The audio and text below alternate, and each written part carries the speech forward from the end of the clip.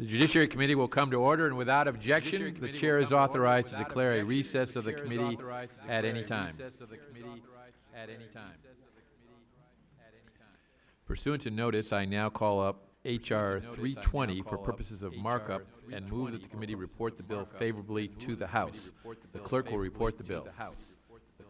H.R. 320, to establish a system for integration of rapid DNA instruments for use by law enforcement to reduce violent crime and reduce the current DNA analysis backlog. Mr. Chairman, technical question. Can we have whatever TV is on turned down so we don't have this echo? Turned down so we don't have this echo. You repeat yourself. You repeat yourself. You repeat yourself.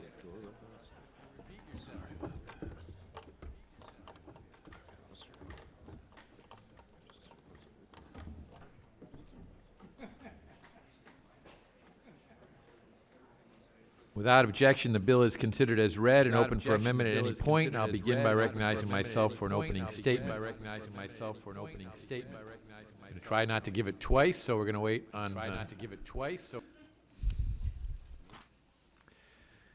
Today we consider H.R. 320, the Rapid DNA Act of 2015. The House Judiciary Committee works on many important issues, but few are more important than making sure that innocent arrestees are promptly released and that culpable suspects are not released to strike again. Rapid DNA has the potential to do both, and as such can be an important tool for law enforcement and a key component of this committee's ongoing efforts on criminal justice reform. With rapid DNA technology, it is possible to test the DNA of arrestees as soon as they are in custody and determine within hours whether they match the DNA profile from the crime scene or from other earlier crimes. This technology would also enable police to check the federal DNA database to see if an arrestee matches the DNA profile from previous crimes for which a DNA sample exists, but no known suspect has been identified. Rather than waiting weeks for a DNA sample to be processed and risk releasing a suspect back into the public to potentially re-offend, police would be able to determine at initial booking if the suspect is a person of interest in other crimes. On June 18, 2015, the Subcommittee on Crime, Terrorism, Homeland Security, and Investigations held a hearing on the Rapid DNA Act sponsored by Crime Subcommittee Chairman Jim Sensenbrenner. During that hearing, the subcommittee heard from an FBI official, a crime lab administrator, and a rape victim advocate who all emphasized the need for rapid DNA technology. I believe this is necessary, responsible legislation that will aid law enforcement and protect American citizens by keeping offenders off the streets. I thank Chairman Sensenbrenner for sponsoring this important legislation, and I urge my colleagues to support the bill. It's now my pleasure to recognize the ranking member of the committee, the gentleman from Michigan, Mr. Conyers, for his opening statement. Thank you, Mr. Chairman, and members of the committee. I'd like to take a moment to say a few words about our former colleague and friend Abner Mikva of Illinois, who passed away on Independence Day. He was a dedicated public servant, beginning his career in the Illinois General Assembly before he was elected to the House in 1968. And during his 5 terms in Congress, he served here with us on the Judiciary Committee, where he championed reforms to the criminal justice system and gun violence prevention. In 1979, he was appointed by President Jimmy Carter to the United States Court of Appeals for the District of Columbia, where during his 15 years as a federal judge, he issued more than 300 opinions, including a ruling striking down the Pentagon's ban against gay individuals serving in the military. He later served as White House counsel to President Bill Clinton. In 2014, he was awarded the Presidential Medal of Freedom by President Obama, who regarded him as a friend and mentor. I'm grateful for his service, and I think many of you who remember him are as well. And in all 3 branches of government, and for his dedication to justice. He was truly a liberal lion, and I thank you for allowing me. Would the gentleman yield briefly? I'd be pleased to yield. I want to thank the gentleman for his remembrance of Judge Mikva, and I know that you and Congressman Sensenbrenner are the only members of the committee who actually served with him here on the Judiciary Committee. I only knew him by reputation, but I appreciate very much your remembering him and sharing your thoughts with us about him. I thank you, and I'm pleased that there are memories of him, even though there are only a few of us left that were serving with him, and I thank you. Would the gentleman yield just I'd for be a moment? pleased to yield. Although I did not serve with Congressman Mikva, I was on the staff when he was a member of this committee, and I remember what a magnificent person he was. A leader not only in the House, but in the judiciary, and I can't think of another person who served in all three branches of government with such distinction, and I was so distraught to hear that he had passed away. He really was a giant in American law, and he is greatly missed, and I thank the gentleman for yielding. I thank the gentlelady, and our recollection of him, I think, is quite appropriate. Now, with reference to H.R. 320, the Rapid DNA Act is intended to integrate rapid DNA technology into the FBI's Combined DNA Index System, otherwise known as CODIS. DNA technology is a valuable and ever-changing element of our criminal justice system. CODIS and the National DNA Index System often play a critical role in the conduct of many criminal investigations by federal, state, and local law enforcement agencies. Rapid DNA involves a fully automated, hands-free process designed to produce a DNA profile in minutes at the booking stage outside of a crime lab. Existing law, however, prohibits rapid DNA analysis not performed in an accredited laboratory from being entered into CODIS.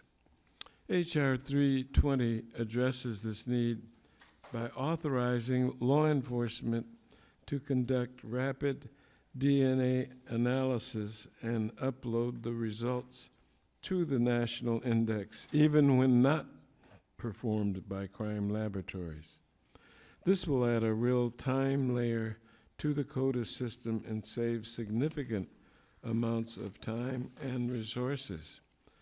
H.R. 320 has real-world consequences. For example, Detroit, as of March of this year, has tested approximately 10,000 backlogged rape kits, resulting in 2,616 DNA matches, the identification of 753 potential serial rapists, 36 convictions obtained by the Wayne County Prosecutor's Office, and DNA links to crime in 40 states and the District of Columbia. The addition of rapid DNA information to the CODIS database will help identify serial rapists if matches are made to the laboratory analysis of the sexual assault kit samples. I understand that our colleague Jim Sensenbrenner will be offering a substitute amendment strengthening the integrity and quality of rapid DNA analysis and instruments used outside of laboratories. I look forward to consideration of the amendment and adoption of this bill as amended. And in closing, I'd like to observe that the committee over the course of this Congress has worked with a great deal of bipartisan cooperation to advance bills to reform and update various aspects of our criminal justice system, including H.R. 320, and I'm grateful to the chairman for his leadership on these important issues. And I thank you and yield back any time that may be remaining. Chair thanks the gentleman and is now pleased to recognize the sponsor of the bill and the chairman of the Crime, Terrorism, Homeland Security, and Investigation Subcommittee, Mr. Sensenbrenner, for his opening statement. Thank you very much, Mr. Chairman. Rapid DNA is a promising new technology that would allow for almost immediate DNA analysis of an arrestee. Unlike standard DNA practices, which require sending DNA samples from arrestees out to labs, with the result taking weeks to ascertain, rapid DNA results take only a few hours and can be done right at the booking station. Like fingerprinting, photographing, and other booking procedures which at the time were novel but have now become routine, rapid DNA will soon be the standard procedure in police stations throughout the country. There is only one real problem with rapid DNA technology: federal law. Our law, written in 1994 when DNA technology was still in its infancy, prohibits the use of rapid DNA technology in booking stations. This is not because of any limitation in rapid DNA technology, but simply because at the time rapid DNA technology wasn't even contemplated. Similar to the transformation of musical devices, records leading to cassette tapes leading to CDs, CDs leading to MP3s, and now iPods and online music hosting services, technology moves quicker than we can legislate. Now is the time to change the law to permit rapid DNA technology. Rapid DNA machines are compact, approximately the size of a copy machine, and can provide a DNA analysis from a cheek swab sample of an arrestee within 2 hours. This has two profound implications. First, arrestees may be exonerated in crimes of 2 hours rather than waiting for up to 72 hours for release or months for more standard DNA testing. Second, those arrested for a crime can be quickly matched to other unsolved crimes where there was forensic evidence left at the crime scene, but for which there is no identified suspect. Rapid DNA updates current law to allow DNA samples to be processed using rapid DNA instruments located in the booking stations and other approved locations.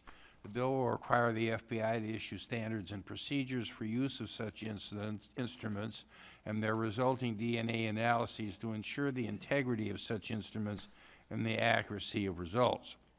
It will permit those results to be included in the DNA index if the criminal justice agencies taking rapid DNA samples comply with the standards and procedures that the FBI approves. In this way, the bill would permit this new category of DNA samples to be updated to the index with the same protections and quality standards as the current DNA samples. Not only does H.R. 320 have the potential to reduce crime, help expeditiously exonerate the innocent, and also to positively impact the current backlogs for rape kits and other DNA sample analyses, this committee has spent a great deal of time and significant work to try to reduce the forensic DNA backlog, especially in rape kits. Rapid DNA could not at this time be used for rape kits, but the implementation of rapid DNA will allow forensics labs to focus on forensic samples, not on identification samples, which can easily be handled by rapid DNA machines. I hope this will reduce the rape kit backlog, which will also prevent future rapes from happening. I'm pleased that the committee is taking a significant step in furthering the use of this technology and implementing rapid DNA in a manner that will aid law enforcement investigations. I would add that I will be offering an amendment in the nature of a substitute when the time comes to do that, that simply substitutes the Senate-passed text of rapid DNA into this bill, and it also strengthens it. I believe that this substitute will be non-controversial, so I ask my colleagues to support both the substitute and the bill, and yield back the balance of my time. Chair thanks the gentleman, and we do not see Ms. Jackson Lee here. For For purposes of gentlewoman from California, seek recognition. To strike the last word. Gentlewoman's recognized for 5 minutes. I just want to thank Mr. Sensenbrenner for his work on this. In December of 2013, I met with officials of a company called Intigen X, who described rapid DNA and the value of this technology. And I'll be honest, it was new to me at that time, even though it had been used extensively in other countries, including Australia, and was completely reliable. One of the good things about rapid DNA, in addition to what Chairman Sensenbrenner has outlined, is that it is less intrusive from a privacy point of view than the full DNA analysis. It is an ID system. It is not a way to find out everything about the genetics of the person involved. And so it has every good thing about it. It's reliable identification. It's less intrusive in terms of the genetic heritage of not only the individual providing the DNA sample, but their entire family. It's no more intrusive, really, than a fingerprint. When these scientists came to me, I suggested that they go talk to Jim Sensenbrenner, because as chairman of the committee, he was in a position to move this, and I knew that Jim Sensenbrenner would take steps to make sure that, first, that it was reliable, as it has proven to be, but that he would move this technology forward. And so I just want to say how pleased I am that this bill is moving today. I want to thank Chairman Sensenbrenner for his efforts. I agree that we ought to adopt the Senate bill so this can go directly to the floor and to the President. And I think, 3 years from idea to law is not bad for this Congress. So thank you very much for allowing me to strike the last word, and also Chairman Sensenbrenner for your efforts. For purpose of the gentleman from Tennessee, seek recognition. Thank you, Mr. Chair. To strike the last word. Gentleman's recognized for 5 minutes. Before I speak about this bill, which I'm a co-sponsor of and appreciate Mr. Sensenbrenner and all the work, I think it's important that we reflect in this committee particularly about the police shootings that we've experienced in America in the last few days. One in Baton Rouge, Louisiana, and one in St. Anthony, Minnesota. Both instances caught on video, and both show a prima facie case of murder, of killing by police, white policemen, of black citizens. Black lives matter. And in Baton Rouge, greatly because of the work of our colleague Cedric Richmond, the U.S. Attorney and the Justice Department are doing the investigation. I don't know what's going to happen in Minnesota. But we need to look at this and ask the chairman to look at it. We've got a bill which I filed, and many of us are co-sponsors of, H.R. 2302, the Police Training and Independent Review Act, which simply says it calls on states to set up a system of having an independent review of police shootings so we know they are fair and impartial and people know justice is being rendered. There are just too many shootings, and these were simply because people were allegedly reaching for a gun. One man who was being held by two policemen and probably couldn't reach for anything, but they said he had a gun, and the other one who told the policeman, I have a gun in the glove compartment. He had a back light out. He'd never had an arrest in his life, and when he went to get his wallet, they shot him, and he's now dead. That's driving while black. And the problem is, they had guns. That's what a lot of the people in our Congress want everybody to have a gun, but that resulted in them being shot by policemen. So I hope we'll look at that, and I hope we'd have a hearing on the Police Training and Independent Review Act. This bill is one that I'm a co-sponsor of, and it brings DNA to the fore. The Rapid DNA Act will enable DNA analysis to be conducted more expeditiously, and that's good for our criminal justice system, which we need to work to improve in all areas, not just for the police, but for the citizenry, who could be victims of police misconduct. DNA technology has proven to be a vitally important tool in identifying criminals and freeing those who have been wrongfully convicted. I think it would be wrong for us to take up this bill and not mention the Innocence Project founded by Barry Scheck and Peter Neufeld. They did the pioneering legal work on DNA. Their use of DNA analysis has freed many people who were on death row and who had been wrongly convicted. It's been great success, and I worked with them to pass the Post-Conviction DNA Analysis Act in Tennessee and the Wrongful Imprisonment Compensation Act there too. I'm glad that today we're making steps forward with the DNA analysis, and we'll continue to do so. And again, I implore the chair to have a hearing on the Independent Police Review Act. And with that, I yield back the balance of my time. Chair thanks the gentleman. Are there any amendments? First, the gentleman from Wisconsin. I have an amendment at the desk. Clerk will report the amendment. Amendment to H.R. 320 offered by Mr. Sensenbrenner of Wisconsin. Strike Chairman, all. I ask that the amendment be considered as read. Without objection, the amendment in the nature of a substitute is considered as read, and I will recognize the gentleman to explain his amendment. Mr. Chairman, this strengthens the bill. It adopts the Senate-passed language to attempt to speed this into enactment. Both the gentleman from Michigan, Mr. Conyers, and I alluded to that in our opening statements. No more needs to be said, and I yield back the balance of my time. Chair thanks, gentlemen.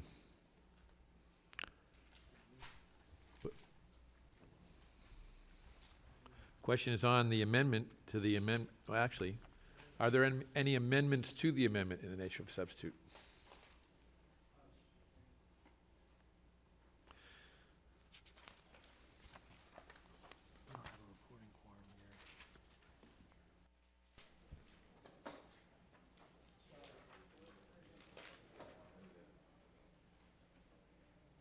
The question is on the amendment in the nature of a substitute to H.R. 320. Those in favor will respond by saying aye. Aye. Those opposed, no.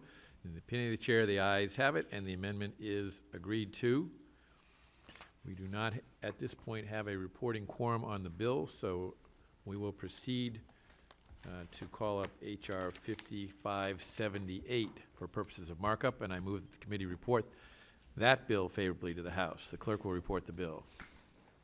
H.R. 5578, to establish certain rights for sexual assault survivors and for other purposes. Without objection, the bill is considered as read and open for amendment at any point, and I'll begin by recognizing myself for an opening statement. Last month, the harrowing account of the Stanford rape victim sparked outrage across the United States and around the globe. The survivor's letter documented in graphic and painstaking detail the complicated, emotional, and overwhelming process facing victims of sexual assault. I am going to read a small portion of that letter here. The victim writes, "The next thing I remember, I was in a gurney in a hallway. I had dried blood and bandages on the backs of my hands and elbow. I thought maybe I had fallen and was in an administration office on campus. Then I felt pine needles scratching the back of my neck and started pulling them out of my hair. I thought maybe the pine needles had fallen from a tree onto my head. My brain was talking my gut into not collapsing because my gut was saying, 'Help me, help me.' I shuffled from room to room with a blanket wrapped around me, pine needles trailing behind me. I left a little pile in every room I sat in. I was asked to sign papers that said rape victim, and I thought something has really happened. My clothes were confiscated, and I stood naked while the nurses held a ruler to various abrasions on my body and photographed them. The three of us worked to comb the pine needles out of my hair," end quote. The letter goes on to describe the rest of the forensic exam, her feelings about what happened to her, and her day in court. What is abundantly clear from this account, which is unfortunately not a unique account, is the trauma and difficulty sexual assault victims face from the moment they are assaulted. The Survivors' Bill of Rights Act of 2016 makes much-needed additions to federal law to give victims of sexual assault additional rights in seeking justice and recovering from their experiences. These additional rights include the right to not be prevented from accessing a medical forensic exam, the right not to be charged for that exam, the right to know about the results of that exam. Furthermore, the bill requires that the medical exam be preserved throughout the length of the statute of limitations. Additionally, the bill requires that the government provide notice to the victim when it intends to dispose of the collection kit. I remain deeply troubled at the number of untested rape kits that remain in this country despite funding by this committee to address this backlog.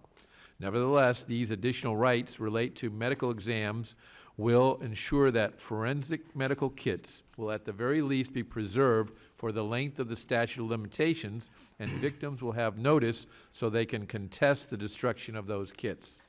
This bill also clarifies that under existing law, the Justice Department may make discretionary grants from the Crime Victims Fund to states to use those grants to notify victims of existing rights under state law. While this bill does much to address the rights of sexual assault victims under federal law, states have different sets of applicable victims' rights that are particular to the state. This provision will ensure that victims will know what rights they have in their particular states. I want to thank Ms. Walters and Ms. Lofgren for their leadership on this very important piece of legislation. I also want to thank Amanda Nguyen from RISE for her tireless work on this issue on behalf of victims everywhere. Also, and without objection, I would like to enter the letter written by the victim of the Stanford rape case into the record. As I said at the beginning, this letter captured the national spotlight on this issue, and I think it is fitting that we include this in the record of a bill which will help vindicate the rights of sexual assault victims. I urge all of you to support this important legislation, and it's now my pleasure to recognize the ranking member of the committee, the gentleman from Michigan, for his opening statement. Thank you, Chairman Goodlatte. Members of the committee, the Survivors' Bill of Rights would provide needed protections and rights to victims of sexual assault, and I'm proud to be an original co-sponsor of this compassionate piece of legislation. I congratulate, as did the chairman, my colleagues Zoe Lofgren and Mimi Walters for their leadership on this bill, which will help ensure that victims obtain justice. The legislation would provide victims of sexual assault the right to receive a free medical forensic examination, a written notification before their rape kit is destroyed, notification of results of any forensic examination request, written notification of their rights and all policies regarding collection and preservation of their rape kit. In addition, H.R. 5578 would require a rape kit to be preserved for 20 years or for the applicable statute of limitations. And this bill would allow the Department of Justice to award Victims of Crime Act grant funding to entities that provide written notice of rights and policies to survivors. Advocacy groups like RISE are largely responsible for bringing to our attention that the treatment which victims of rape and other sexual offenses receive varies from state to state. In some cases, victims feel their voices go unheard in a system that they are initially told is there to help them through the arduous and sometimes traumatic process that comes after being sexually assaulted. Victims of sexual assault feel victimized again when they find themselves alone and without help to navigate policies and procedures that block their access to the justice system and thus their ability to obtain actual justice. H.R. 5578 will help ensure that the rights it establishes will be uniformly provided throughout the United States to victims of sexual assault in federal courts in every state and every territory. Geographic location would no longer dictate the quality of attention or degree of information provided to victims. Most importantly, this legislation encourages the use of rape kits and ensures their preservation. DNA obtained from rape kits is probably the most useful and significant piece of physical evidence in the prosecution of an offense involving non-consensual sexual contact, enabling investigators and prosecutors to link perpetrators to their crimes. And so I hope that the members of the committee will support this bill as I do, and I yield back the balance of my time. Chair thanks the gentleman, and it's now my pleasure to recognize the sponsor of the legislation, the gentlewoman from California, Ms. Walters, for her opening statement. I thank the chairman, Ms. Lofgren, and all other co-sponsors working to advance H.R. 5578, the Survivors' Bill of Rights.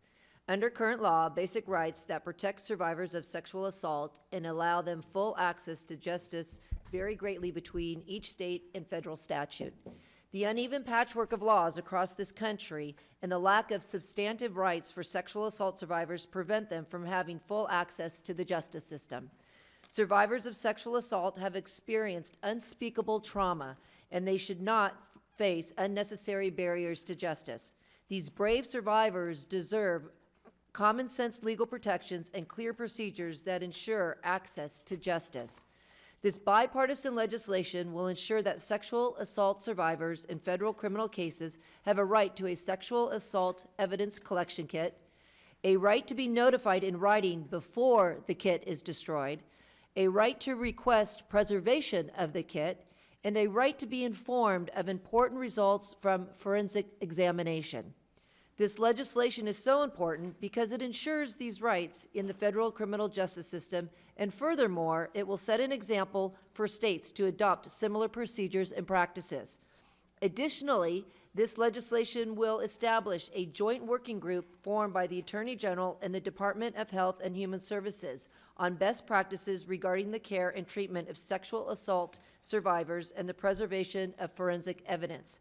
It will also make the Victims of Crimes Act grant funding available for states to disseminate written notice of survivors' rights. The Senate has unanimously passed these reforms, and now we must do our part to ensure that sexual assault survivors have a fair chance at justice. This legislation, which I have introduced with Ms. Lofgren, has been endorsed by RISE, the Rape, Abuse, and Incest National Network, more commonly known as RAIN, the National Alliance to End Sexual Violence, and the National Center for Victims of Crime, among other groups. I remain committed to ensuring that survivors of sexual assault can secure justice, and I look forward to working with my colleagues to advocate for victims of sexual assault and enact sensible reforms like this bipartisan bill. I encourage my colleagues to support the Survivors' Bill of Rights, and I yield back my time. Chair thanks the gentlewoman and recognizes the other gentlewoman from California, Ms. Lofgren, who is the lead Democrat co-sponsor of the legislation. Thank you, Mr. Chair. In May, I found myself meeting with Amanda Nguyen, Laura McLeod, and Marissa Ferry and their friends in my office as part of the Assault Awareness Month. They had asked to meet with me since I was the senior woman on the Judiciary Committee, and told me I was the first actual member who'd had time to meet with them. And when I did listen to them, this is what I heard. Amanda Nguyen told me about her rape, that every 6 months she was faced with the choice of reliving her past trauma or having the state of Massachusetts destroy essential evidence that would assist in the prosecution of her rapist, her medical forensic examination or rape kit. When Amanda sought information on how to prevent her rape kit from being destroyed, police provided conflicting administration. She was even told at one point that the kit would be stored indefinitely, which was not correct. She then had to go back and forth between police and state lab techs trying to locate her kit, and even when she found it and got the extension on storing it, the technicians moved her kit without telling her, and she now has to file an extension every 6 months just to preserve this evidence. I listened to Marissa Ferry tell me that she thought her rape would be the most traumatic experience of her life, but that what she found out was even more traumatic, according to her, was the way she was further victimized by the system after being raped. When Marissa went to the hospital to seek medical treatment and request a forensic exam, she was prevented from doing so until after she spoke with the detective. She asked if the interview could wait until the volunteer from the Rape Crisis Center arrived, but was told that she had to be interviewed then if she wanted to press charges. Alone, confused, and afraid, Marissa underwent nearly 3 hours of questioning by a detective who tried to discourage her from filing a report and blamed her for her own rape. Marissa is unfortunately not alone in being misinformed about her rights and being interrogated instead of being allowed the opportunity to undergo a rape kit procedure in an expedient manner and to ensure the maximum effectiveness that the evidence is collected. Marissa endured 6 weeks of repeated questioning by the detective about her behavior on the night of the rape. At times, she said she felt like she was the one under investigation. Initially, her case was closed without the rape kit being tested, and it was only after she filed a formal complaint that the case was reopened more than a year later and the rape kit was tested. Many survivors would have given up on a system that had failed them as much as the system failed Marissa and wouldn't have pursued reopening their closed case. Laura McLeod also suffered through further victimization after sexual assault. At 19 years old, she was raped by her sister's fiancé, but did not want to report the crime. Instead, her family, who she told about her sexual assault, informed the police, and she was told to go to the station for a formal interview. After a cursory investigation, the police accused her of lying about the rape and arrested her. Her sister was charged with obstructing justice for aiding Laura's alleged deceit. The false charge against Lara and her sister were eventually expunged, but not before damage to her reputation and her sister's savings being spent on dismissing the charges, and worse yet, her sister being denied full custody of her infant son because of the charge against her, which ultimately resulted in her son dying while in the custody of Laura's rapist. Now, I mention these terrifying stories because that's what this bill is all about. And it's also about the power of individuals to affect the law. After I heard their stories, within 2 hours, I talked to Chairman Goodlatte on the House floor and told him about these stories, and I had actually not realized until I met with the RISE group that the Senate had passed this bill. To his credit, Chairman Goodlatte immediately contacted his staff to make sure that we could work together to make sure that the House acted on this bill. Between May and July is pretty fast for congressional action, and I know that we're going to substitute the Senate bill for our bill so that this bill can go directly to the President for his signature. I want to thank all the members of the committee for their action, but even more, I want to thank the courageous victims of rape who formed this group RISE, who did rise and who exerted their power to take control of this situation, who would not accept being victimized, but instead decided to take their trauma and change the law so that other victims will have more power than they had. The congratulations goes to them, and I yield back the balance of my time. The chair thanks the gentlewoman. Are there any amendments to H.R. 5578? What purpose does the gentleman, I'm sorry, what purpose does the gentlewoman from Texas seek recognition? Gentlewoman's recognized for 5 minutes. I'm sorry, Mr. Chairman. I'm in several hearings and meetings on the floor, and I thank you for your courtesy. To the ranking member and chairman, to the chairman subcommittee, Mr. Sensenbrenner, I want to applaud Ms. Walters and Ms. Loughran, and I'm delighted to be an original co-sponsor of this legislation, and indicate that it is always good when we can do something not only positive, but what is good, what makes you just feel good, to overcome the tragedy of life, of someone being violated, and then unfortunately, in the course of justice, it is denied. This is an important bill intended to provide additional legal protections and support to survivors of horrific crime of sexual assault. An estimated 1 out of every 6 women in the United States will be a victim of a sexual assault or attempted sexual assault during their lifetime. And all too often, the victims of sexual assault, sexual abuse are children. According to 2013 Department of Health and Human Services Survey on Children Maltreatment, Child Protective Service agencies estimate that for the period from 2009 to 2013, an average of 63,000 children were victims of sexual abuse.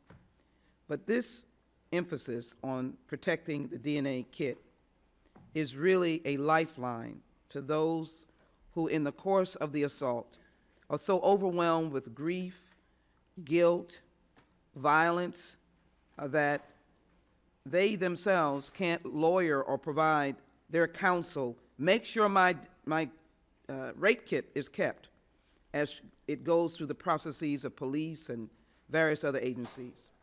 Despite these statistics, the United States presently lacks standardized procedures for victims of sexual assault to gain full access to justice. Basic rights and protections for survivors of sexual assault vary from state to state. Moreover, not a single state gives sexual assault victims the right to require that critical forensic evidence in their case, the sexual assault evidence collection kit or rape kit, be retained until the statute of limitations on the crime has expired. As a result, critical evidence can be lost.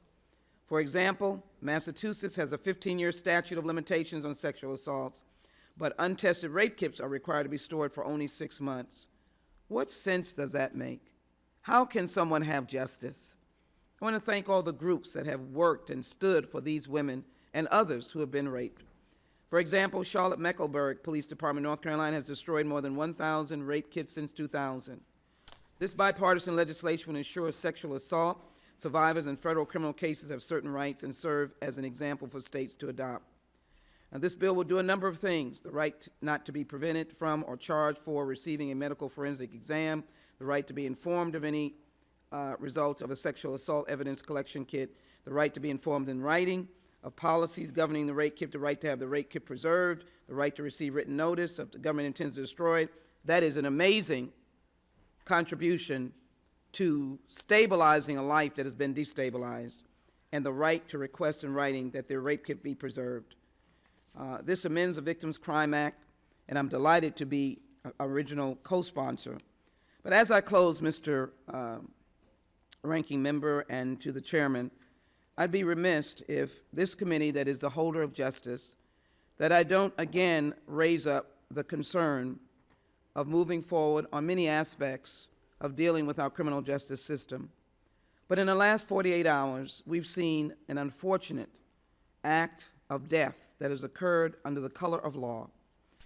In my colleague's state, Baton Rouge, I want to commend Mr. Richmond for all the work that he has done. And unfortunately, we woke up this morning to a tragic story in another colleague's district in St. Paul, Minnesota. Violence that has disturbed my district. I have faith leaders calling me, seeking to be able to do something. I have mothers crying. We realize that we have a system of law and order. I hold that system in the highest respect.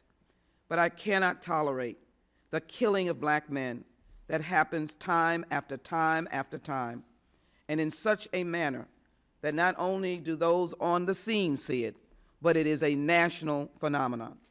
I'm hoping that we can address this question bipartisan, because people are crying out for the recognition that we have to, both in the balance of protecting the blue, at the same time, we have to say to mothers and others who've lost their child in this manner, seen by the world, that we are able to confront it in a manner that is not provocative, not suggesting that you are against police, because you simply want to have the life of someone protected, and that under color of law, I can have a little 5-year-old understand that that is your rescuer, that is your savior, that is not a person to be fearful. I believe these questions, Mr. Chairman, should be raised on the police actions in Baton Rouge, Louisiana by this committee. I call that we have hearings, and as well the incident that has just recently occurred. Again, we are a fact-finding body. I am not an accusatory body. We need to find out what is happening and how we can be part of the solution and not part of the problem. I thank you for your courtesies, and I yield back. Chair, thanks, gentlewoman. For what purpose the gentleman from Louisiana seek recognition? Mr. Chair, thank you, and let me applaud. Gentleman's recognized for 5 minutes. Thank you. Let me applaud Mrs. Walters and Ms. Lofgren for the outstanding work. And Mr. Chairman, let me just give you recognition for getting the bill to this point. And I will now shift over to where my colleague, Mr. Coyne and Mrs. Jackson Lee went. And as we talk about a Bill of Rights and we talk about the importance of it, I would just shift and say that we're working also on a Bill of Rights for those families whose members were on the who died at the hands of the use of deadly force. And I'm not saying that all instances of deadly force are murder, but some certainly are. And I think that we, as a committee, should deal with the deadly force standards, the protocols, and just go on a fact-finding mission and have a hearing so that we can also ensure that just because of your demographics or where you live doesn't mean that you will get a thorough DOJ investigation, that you have full access to the evidence, and that you will have a independent coroner or independent investigation. The other thing I would just say is that more than ever, the country needs us to do this. And I will tell you, in my opinion, and as I look around the room, I will make an assumption, but I could be wrong, that I am probably closest to that population that is very, very disturbed and frustrated. And as I post on social media and talk about let justice run its course, we have to believe in the system, there are so many responses of people so frustrated that they want to take things into their own hand, that they would rather burn down the communities and the neighborhoods and other things out of frustration because they think that they will never get a fair shake. I think we owe it to the country to let people know that it's something that concerns us, and it's something that we will have a hearing on. And I think we bring in everybody. I think we bring in fraternal order of police. I think we bring in victims. I think we bring in prosecutors and U.S. attorneys and FBI. And let me just close with this, Mr. Chairman, because all I can tell you is that everyone in this room is just a product of their life experiences. And for those who don't have the same life experiences as me and others, I don't hold that against you. But I think we should have a hearing so that we can share those life experiences. And I will just point to two instances. The Danziger Bridge case in New Orleans after Katrina. The police arrived on a bridge. They opened fire on people, and they killed 2 people. And they investigated the scene, and they did a year-long investigation, came back and cleared the officers and said that, well, the people fired on the officers first. Well, after 3 or 4 years of us trying, the federal government finally came down and found out that the police completely made up the story, that the people had no weapons, that they were on the bridge because of water, and that the police mistakenly just opened fire on them and killed 2 people. And as a cause of that, a number of police officers pled guilty to murder. And my point is that that's my life experience. And that's the life experience of a bunch of people in my generation. And I think that we are not doing a service if we don't try to understand their frustration and hopelessness, but also show some leadership on the fact that we hear them, we understand it, and let's review our use of deadly force standards that are around this country. But at the same time, my other life experiences is my good friend, Officer Darrell Holloway, that was killed last year at the hands of a perpetrator with a gun in the backseat of his police car. And I think that we have to have an adult conversation about this, Mr. Chairman. And I would just ask that as we talk about other things, that we don't put this on the back burner, because I think we're in such a fragile state in this country. I feel it, I see it, I read it, and I would just be remiss if I didn't give you all the benefit of my life experiences and what we're going through now in terms of how fragile I think the country is. So with that, Mr. Chairman, I will yield back. Well, the chair thanks the gentleman very much for his heartfelt comments, and I appreciate the comments made by several other members as well. Are there any amendments to H.R. 5578?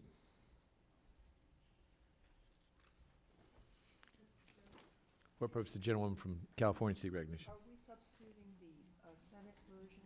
No, we're not. We've made some slight adjustments, and the Senate is going to, we hope, we have understanding that they will take the House version. If I may, I'm fine with that. I actually think this bill is a slight improvement over the Senate, but I'm hoping that we can clear the path. It's not that easy to get something through the Senate. Have we pre-cleared that? We are very cognizant of that. We have been in communications with the Senate about this, and we would always, of course, have the opportunity to take the Senate bill from the desk if that did not occur, but we think that And that would be your the Senate will take intention. this improvement. Thank you, Mr. Chairman. Sure. A reporting quorum being present, the question is on the motion to report the bill H.R. 5578 favorably to the House.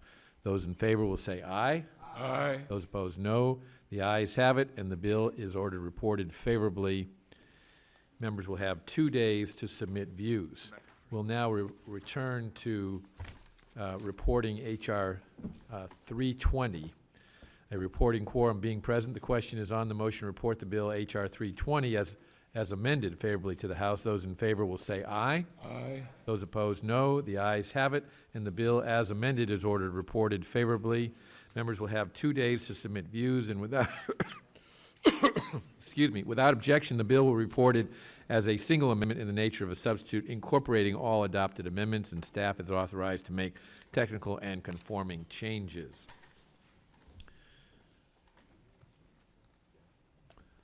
The chair now, pursuant to notice, calls up H.R. 3765 for purposes of markup and moves that the committee report the bill favorably to the House. The clerk will report the bill. H.R. 3765, to amend the Americans with Disabilities Act of 1990 to promote compliance through education, to clarify the requirements for demand letters, to provide for a notice and cure period before the commencement of a private civil action, and for other purposes. Without objection, the bill is considered as read and open for amendment at any point, and I'll begin by recognizing myself for an opening statement. H.R. 3765, the ADA Education and Reform Act of 2015, makes improvements to the public accommodation provisions under Title III of the Americans with Disabilities Act, which was signed into law by President George H.W. Bush in 1990. Title III provides individuals with disabilities the full and equal enjoyment of the goods, services, facilities, privileges, advantages, or accommodations of any place of public accommodation, which means places open to the public like retail stores, hotels, theaters, restaurants, and healthcare facilities. This law is a critical tool for disabled individuals to gain access to public accommodations. In addition to providing a right of action to the Attorney General to enforce the law, the ADA authorizes a private right of action for an aggrieved party to seek injunctive relief as well as attorney's fees and costs. Unfortunately, private sector enforcement of the ADA has led to the abuse of our legal system in many cases. Some plaintiffs' attorneys in ADA public accommodation cases have received deservedly unfavorable press coverage in papers across the country. Rather than putting their clients' interests in better access first, some appear to be more interested in securing a quick payday. One common tactic used by opportunistic attorneys is to file mass claims against small businesses and then settle for just less than what it would cost these mom-and-pop businesses to defend themselves in court. This tactic was highlighted by David Weiss, who testified on behalf of the International Council of Shopping Centers at this committee's hearing on May 19.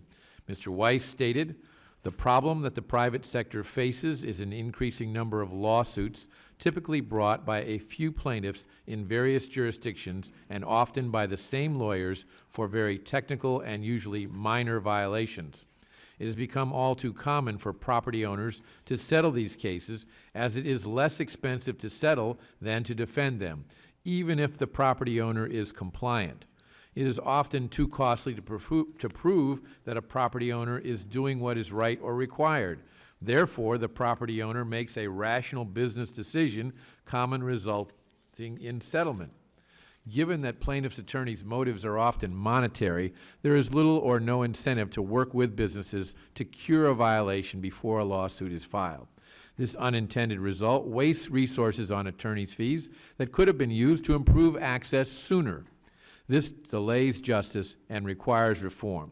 H.R. 3765 remedies these problems by allowing businesses a finite period of time before a private enforcement lawsuit can be filed to fix defects on their premises once they are notified that their premises do not comply with the ADA. This will reduce abuses of the law by opportunistic attorneys and will result in more access for the disabled because it encourages businesses to cure their access issues now in order to avoid costly litigation later. I urge my colleagues to support this legislation, and it's now my pleasure to recognize the ranking member of the committee, the gentleman from Michigan, Mr. Conyers, for his opening statement. Thank you, Chairman Goodlatte. Members of the committee, H.R. 3765, the ADA Education and Reform Act, would institute a notice and cure requirement under Title III of the Americans with Disabilities Act. Specifically, the bill would prohibit a lawsuit from being commenced unless the plaintiff first gave the business owner specific notice of an alleged violation and an opportunity to fix or make substantial progress toward remedying such violation. Here's what I've said previously about this legislation. I am adamantly opposed to any effort to weaken the ability of individuals to enforce their rights under Title III's public accommodation provisions. And here are some of the reasons for my opposition to this initiative. To begin with, H.R. 3765's notice and cure requirement will generate numerous litigation traps for the unwary and ultimately dissuade many individuals from pursuing even legitimate claims. For example, the bill doesn't define what is substantial progress towards compliance, nor does the bill make clear who determines when an aggrieved party or business owner has met any of the bill's procedural requirements. As a result, courts will have to struggle to determine what these inherently vague terms mean, thereby creating an open invitation for well-financed business interests to engage in endless litigation that would drain the typically limited resources of a plaintiff, potentially deny that person their day in court, and dissuade future plaintiffs from even filing suit. In addition, H.R. 3765 would undermine a key enforcement mechanism of the American with Disabilities Act and other civil rights laws. The credible threat of a lawsuit is a powerful inducement to businesses to proactively take care to comply with the Act's requirements. Yet a pre-suit notification requirement would create a disincentive to engage in voluntary compliance, as many businesses would simply wait until receiving a demand letter before complying with the law. This requirement also would discourage attorneys from representing individuals with claims under Title III because attorney fees may only be recovered if litigation ensues. Thus, an individual with a Title III claim would not be entitled to recover such fees if the extent of the attorney's representation was effectively limited to drafting the demand letter. Pre-suit notification would make it even more difficult for those with valid Title III claims to obtain legal representation to enforce their rights. And finally, Title III by its terms is already designed to make compliance relatively easy for businesses. For instance, Title III defines discrimination with some deference to business interests. It requires owners to remove barriers to access only if doing so is easily accomplishable and able to be carried out without much difficulty or expense. In addition, businesses are provided tax benefits to encourage compliance and can obtain free technical assistance from the Justice Department to assist with compliance. Voluntary compliance is key to Title III's success. But H.R. 3765 threatens to erode such compliance. And so I must reluctantly oppose H.R. 3765 and urge that my colleagues make the same examinations that I have and do the same. Thank you, Mr. Chairman. The chair thanks the gentleman and would now like to recognize the chairman of the Subcommittee on the Constitution and Civil Justice, Mr. Franks, for his opening statement.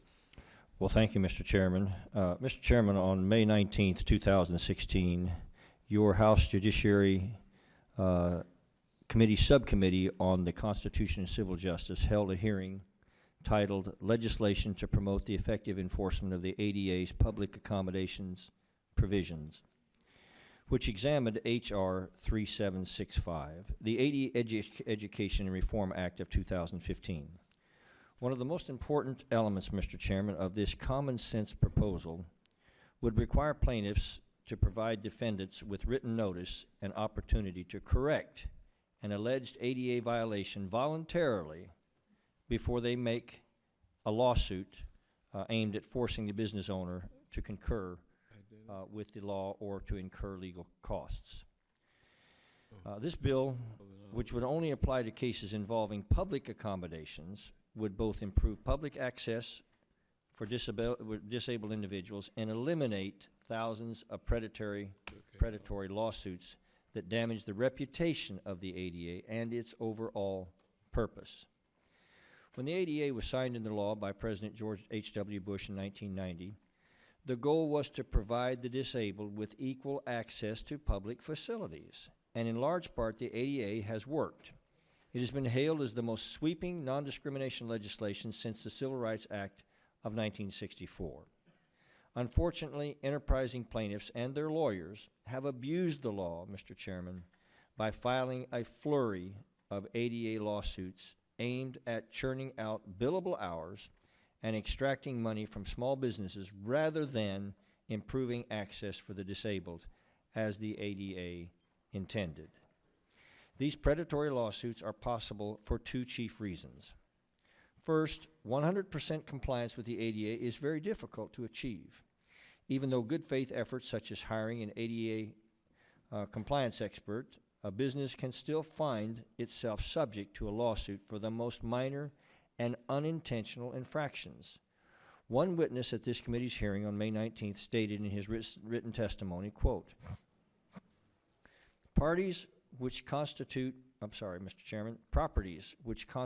places of public accommodation for various reasons are always in a state of change. For example, hotels and motels are often on routine rehabilitation schedules, and shopping centers are regularly remodeled, modified, or redeveloped. Properties can often change over time without the intentional act of any person. Foundations settle, or wet summer season, or freeze-thaw cycle during winter can cause a parking lot or a sidewalk to shift, move, or change. These natural occurrences are constant, even if they are undetectable to the naked eye without resorting to measuring devices. Paint for parking places fades from year to year, and newly placed concrete is chipped by weather, delivery trucks, snowplows, or parking lot sweepers. Each and every one of these normal happenings potentially lays the groundwork for a lawsuit claiming a technical violation of the ADA standards." Unquote, Mr. Chairman.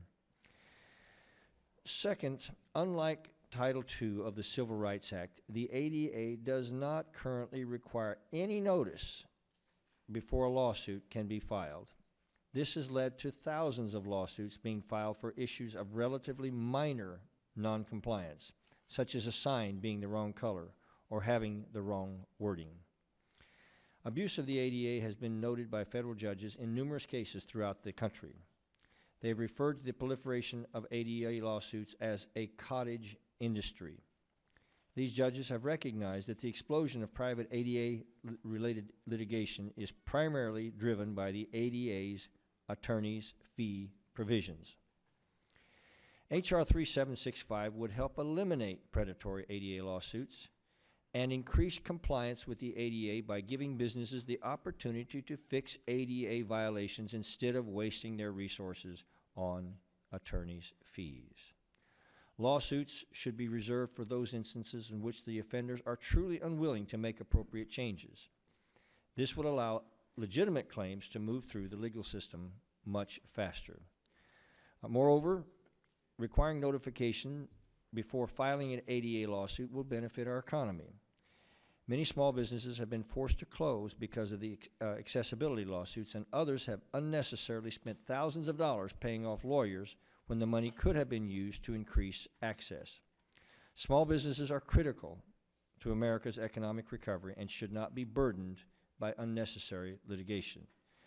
In sum, Mr. Chairman, this bill contains necessary improvements that will increase the accountability of both businesses and plaintiffs' attorneys under the ADA's public accommodations provision of Title III. And I would just urge my colleagues to support this bill as written. Thank you, Mr. Chairman. Chair thanks the gentleman and recognizes the gentleman from Tennessee, the ranking member of the Subcommittee on the Constitution and Civil Justice, Mr. Cohen, for his opening statement. Thank you, Mr. Chair. H.R. 3765, the ADA Education and Reform Act of 2016, would require pre-suit notification to a business of a violation of the public accommodations provisions of the Americans with Disabilities Act, and would give that business 180 days to cure such violations. I'm a big fan of the ADAs, and passed a Tennessee state ADA in the legislature in the 90s.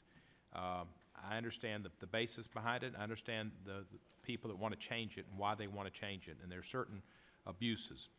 But we shouldn't throw out the baby with the bathwater. We ought to cure this and find a way to take into consideration both the importance of the act, keep it strong, but also root out the people, the lawyers that are just filing cases that are not interested really in the benefits of the people with disabilities, but their own personal attorney's fees. And some people are out there looking for law cases. So that's why I filed an amendment to the bill that I hope we'll consider. When we had our hearings, I saw a problem, and that was that while the ADA sets out reasonable attorney's fees if you're successful, there are no damages to private parties, and that was part of the agreement. But if you have this situation where you have to give notice, and the person has to wait up to 6 months to see if they can get a remedy, it makes it more difficult for this act to work properly. So we need to come up with a system to where the parties who are wanting to cure the defect, and it's a minor defect that Mr. Franks and others have talked about, have that opportunity to cure that defect, but that if somebody's not a good party that wants to help and just got caught with a little bit of a mistake, that they don't get away with it. So there needs to be a stick as well as a carrot, and that could be used to get businesses to cure their alleged violations. And the good actors will have the 180 days, and they'll do what they need to do, 160 days, whatever it is, 180, and they'll do what they need to do. But the others who don't will get punished. So if proponents of notice and cure are sincere in their assertion that such proposals are intended to help businesses comply with the ADA's public accommodation provision, then it is their obligation to consider how to deal with recalcitrant business owners too, because with recalcitrant business owners, then you've got people with disabilities who are being victimized. If notice and cure provisions are not to become simply a means for defendants to engage in dilatory litigation tactics, which some think this would happen, there must be consequences for those who do not use the cure period in good faith. They're not only harming the person with the disability, but they're harming the good actors. Proponents of the bill should consider adding provisions that in some way sanction those business owners who, given up to 6 months to cure an alleged violation, fail to do so. In short, if businesses want to have notice and cure provisions added to the ADA, they must also accept some very real disincentives to using the notice and cure simply to delay or avoid compliance with the law. I sincerely believe that the proponents of this legislation don't want folks to use this to harm people with disabilities, to use it for dilatory tactics, or to gut the ADA. But if they don't, they need to accept this amendment, and which I'm going to offer. And I think it will successfully make this bill work. I'm a lawyer. I have a disability. I see both sides of this issue. I'm a lifelong champion of civil rights. Tennessee state disability law was something I was proud to co-author. My interest is ensuring compliance with our civil rights statutes, including the ADA.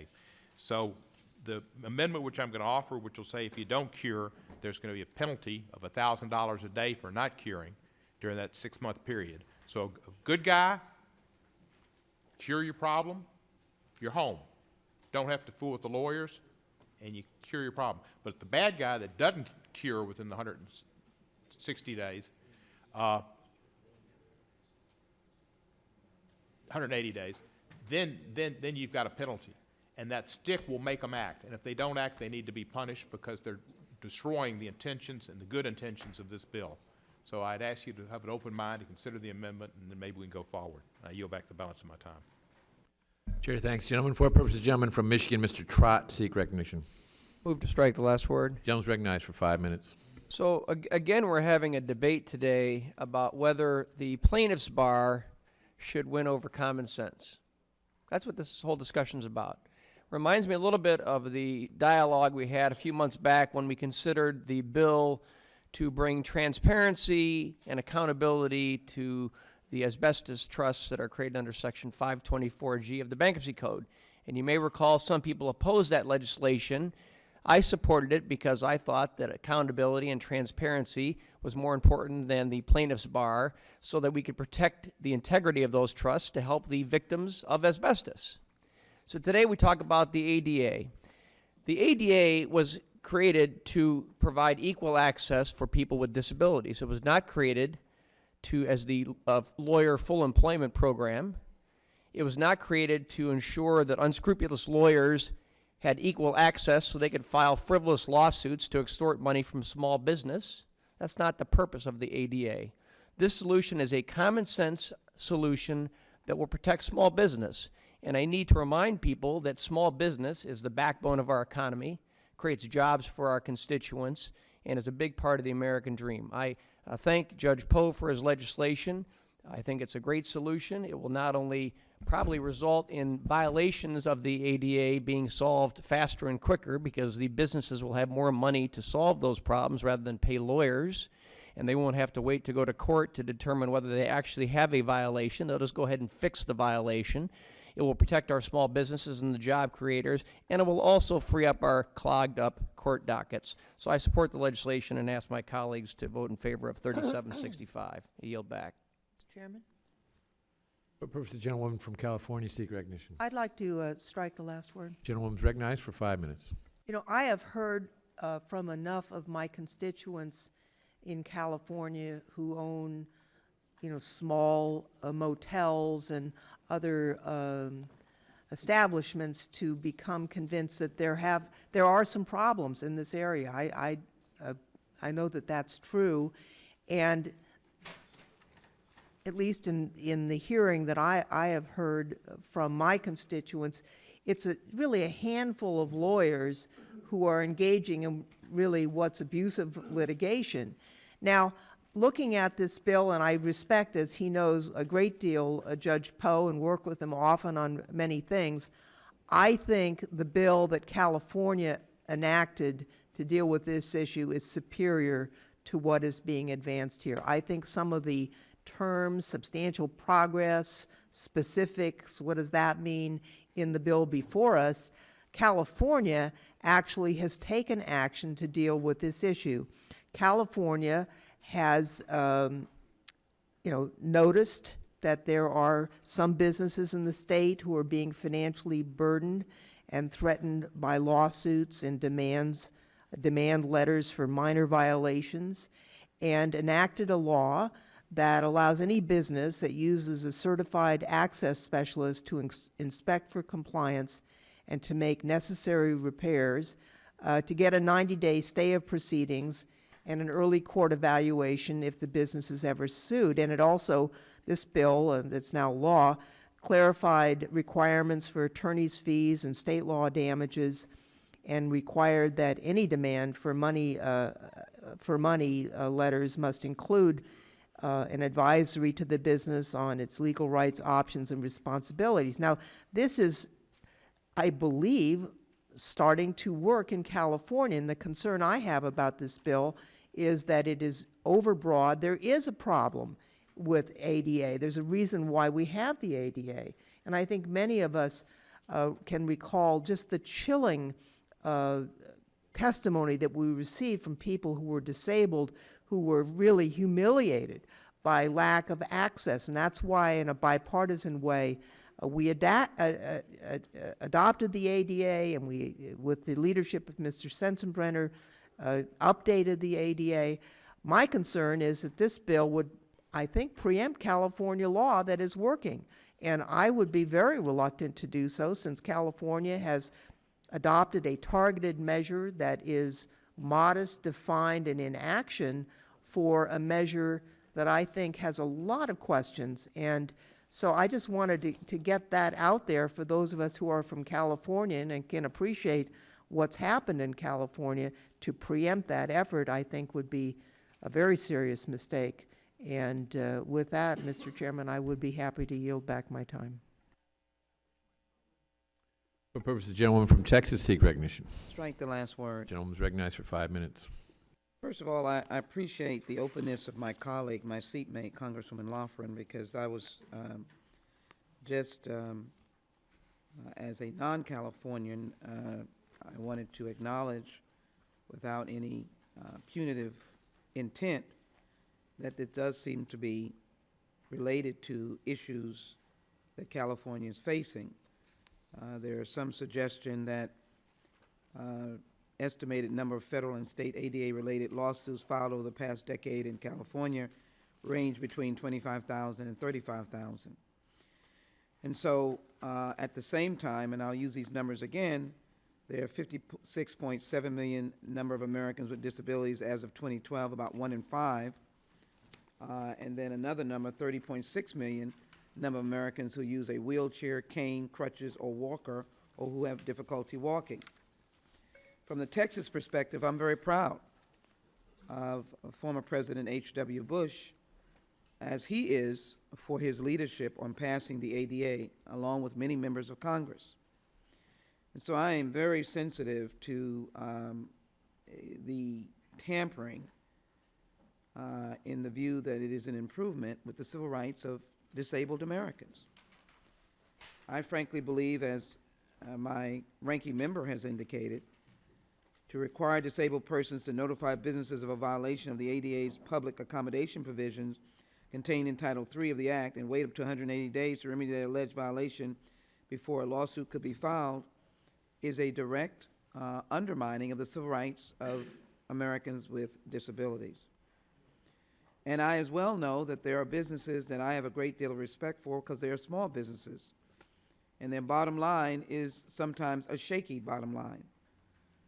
And so I am interested in solutions, but I am not interested in weakening the ability of individuals, as has been evidenced again by the ranking member, to enforce their rights under Title III's public accommodation provisions.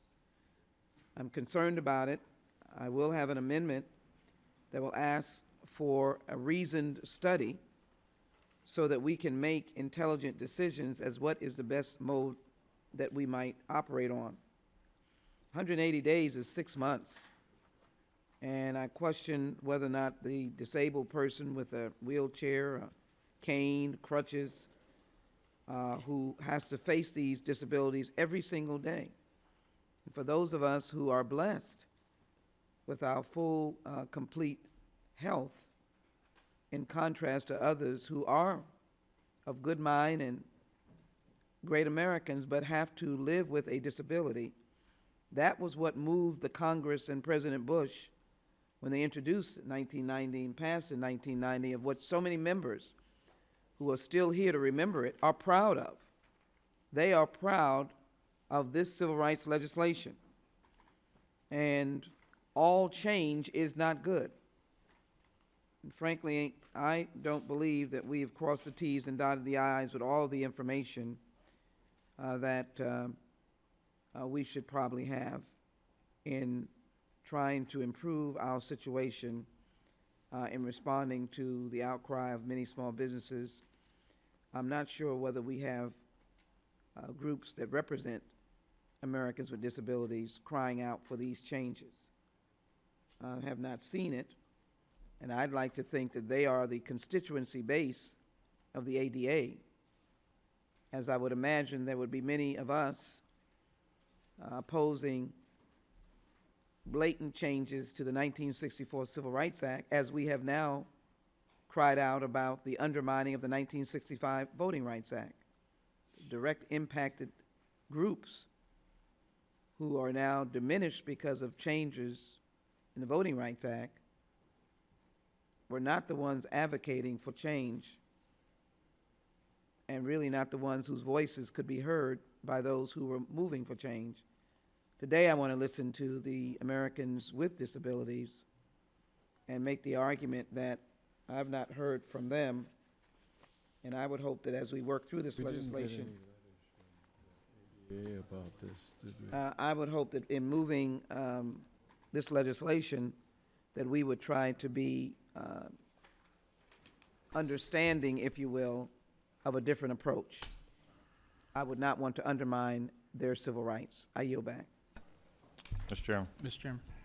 Chair thanks the gentlewoman. For purpose of the gentleman from Ohio, seek recognition. Move strike last word. Gentleman's recognized for 5 minutes. Thank you, Mr. Chairman. I won't take the 5 minutes. I'll be very brief. I just want to commend my colleague from Texas, Mr. Poe, for offering this very common sense legislation. As chairman of the House Small Business Committee, I've heard many stories about small businesses being targeted by unscrupulous attorneys who are taking advantage of disabled people and taking advantage of small business folks, and sometimes literally bankrupting them. And I think rather than trying to drag somebody into court and get as much money out of them as they possibly can, I think it makes sense, as Mr. Poe's legislation does, to require some notice. If there's a violation, if there's ADA non-compliance, let's notify that business that they're doing something wrong and let them remedy that, let them fix that, rather than just dragging them into court so some lawyer can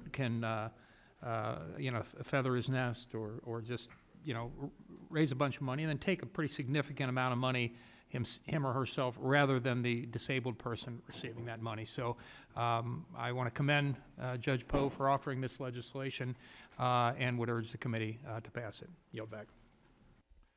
Chair thanks the gentleman. For purpose of the gentleman from Florida, Mr. Deutsch, seek recognition. Move to strike the last word. Gentleman's recognized for 5 minutes. Thanks, Mr. Chairman. Mr. Chairman, I think that the amendment in the nature of a substitute moves H.R. 3765 in the right direction by focusing on the real problem that we are seeing. And it is a real problem. Drive-by lawsuits with no genuine interest in accessibility or compliance. The amendment helps bring us back to the core importance of providing notice and the goal that we all share: widespread compliance with the ADA. As I said in the subcommittee hearing back in May, I appreciate that the original compromise that created the ADA was designed to balance our national interest in accessibility with a desire to make private businesses our allies in this endeavor rather than our adversaries. But I also believe that we must exercise strict oversight to ensure that we're achieving continued progress toward accessibility. If abuses of the process are doing enough to work against those goals, then we have to stop and we have to pay attention to them. I believe that any efforts that we undertake to address abuses under the current law must protect the progress that we have made, and continue to ensure that our society is open to everyone. That's why I think that we need to be open to changes here. But we've got to carefully craft them to ensure that the original balance of the ADA is not overturned, and that while we protect good faith actors from predatory suits, which we ought to be doing, that we aren't lowering the bar for those who would cut corners at the expense of civil rights.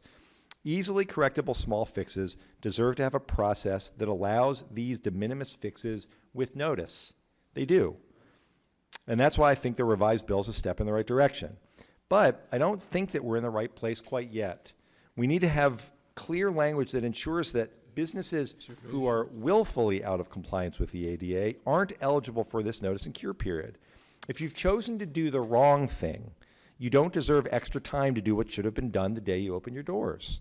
The message that we are sending to the disabled community is not, and never should be, that we only care about accessibility after the fact. Anyone who is gaming the system deserves to be taken to court that day, not 120 days later, only if they still haven't decided to follow the law. And I say this because the vast majority of businesses, I know, we all know, that the vast majority of businesses are trying to do the right thing. Most businesses are proud to do their part in creating a society that is open for everyone because it's good business and because it's the right thing to do.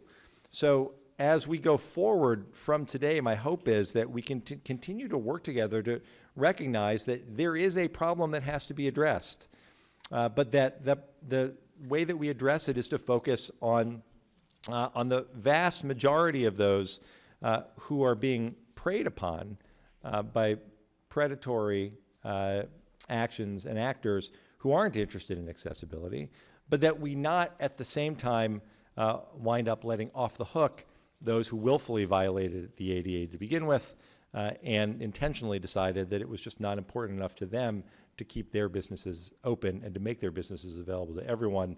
I remain confident that we'll get there, and I appreciate Mr. Poe, and I appreciate the parties working together on this. I hope we can continue to do it, and I yield back.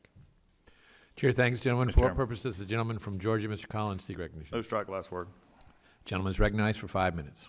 Thank you, Mr. Chairman. I am a proud co-sponsor of H.R. 3765, and I appreciate the markup today because I believe this legislation is important and it helps to address these lawsuits that we have heard about today and talking about unscrupulous actors lining their own pocket. One quick thing is WSB TV out of Atlanta did a story showing that a serial plaintiff and his attorney filed over 100 identical lawsuits against hotels without even visiting the property. That's what we're focusing today. But also, it's been said here a little bit today, I also want to focus on something because I think this devalues the law of the ADA and its intent. And also, it was said earlier about frankly, the perspective of those disabled. I am blessed to walk and run and do all the things that I can do because I am healthy. My daughter was born with spina bifida. My daughter's first steps came when she sat in her pink wheelchair and she rolled, and her mother and I cried for her first steps. I have lived 24 years with carrying my daughter, picking up the wheelchair. Her brothers, who are now 20 and 17, as much as brothers and sisters fight, they would not find two brothers in the world who would not fight for Jordan. I've watched them pick her up and carry her up steps. I've watched her carry her around. And even in these are areas in which it's just at the house or wherever it may be, not even public accommodations. A lot has been said this morning about the intent of the ADA. The intent is to fix. The intent is to make it accessible.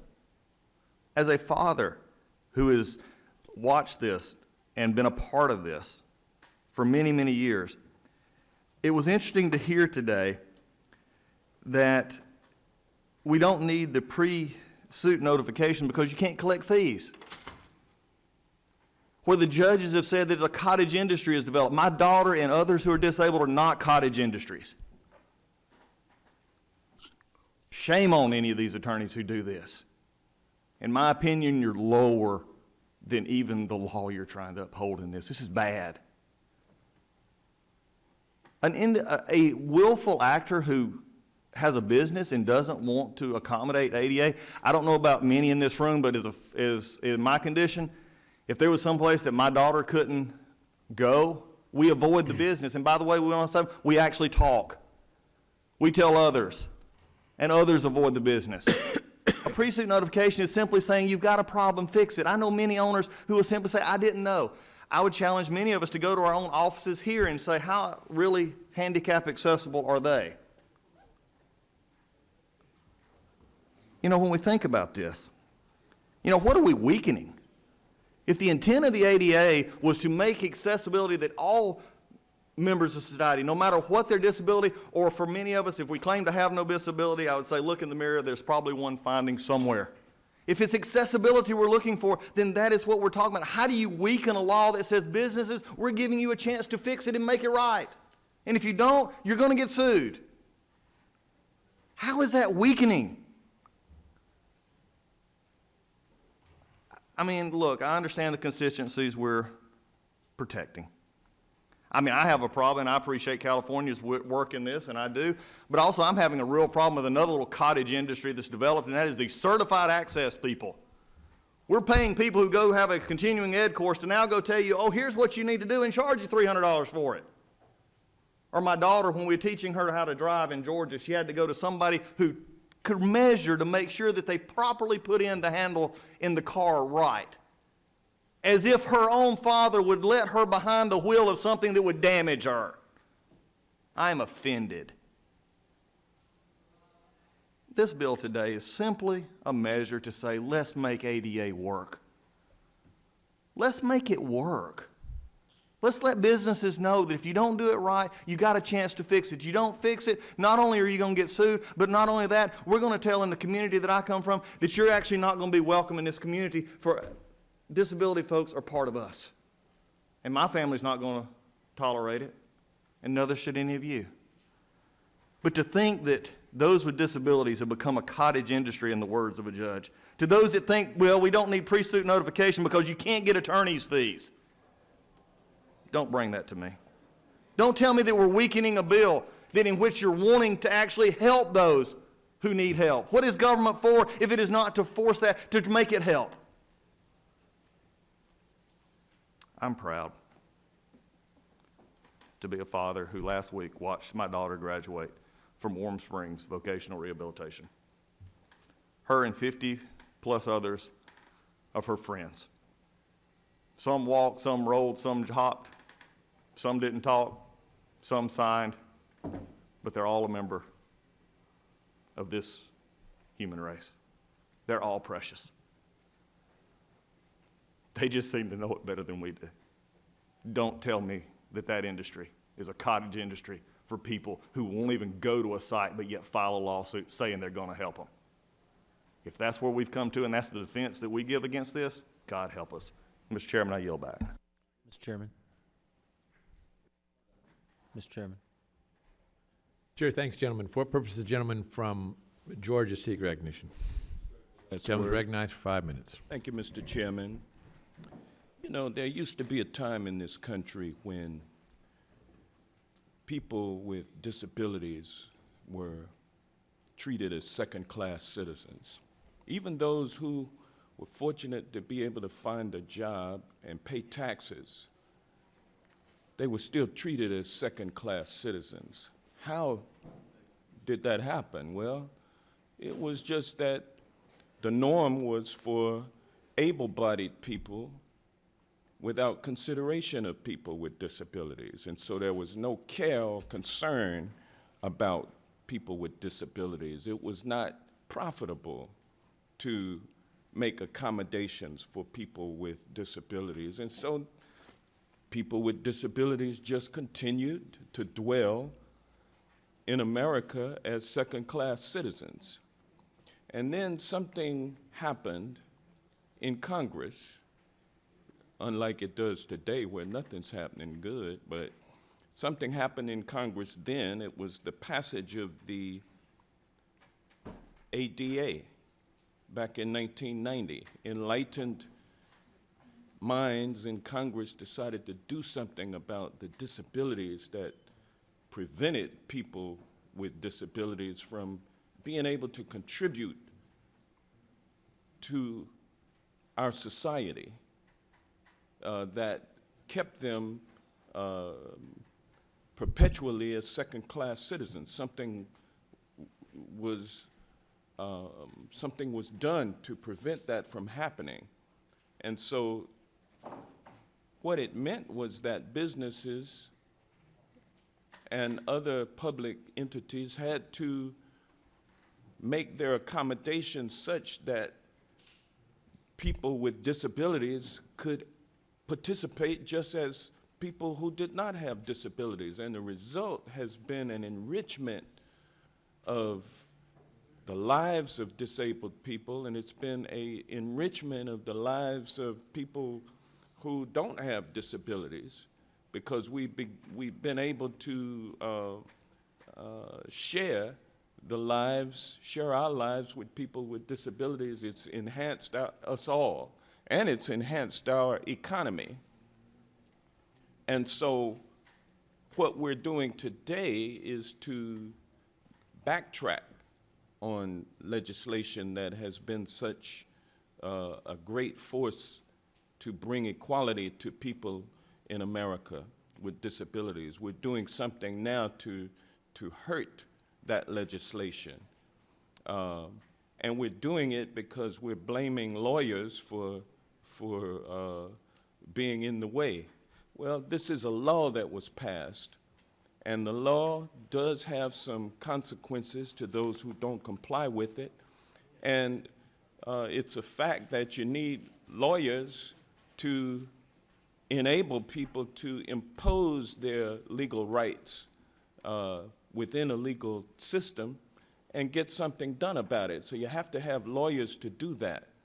And it's unfortunate that there may be some lawyers who don't have bona fide clients, and they ride around and they spot locations where there is no compliance with the ADA, and then they file a demand letter, and as a result, force the business owner to comply with the law. Well, you know, some would say that that is abusive of the lawyers, but I would say that it's a public service.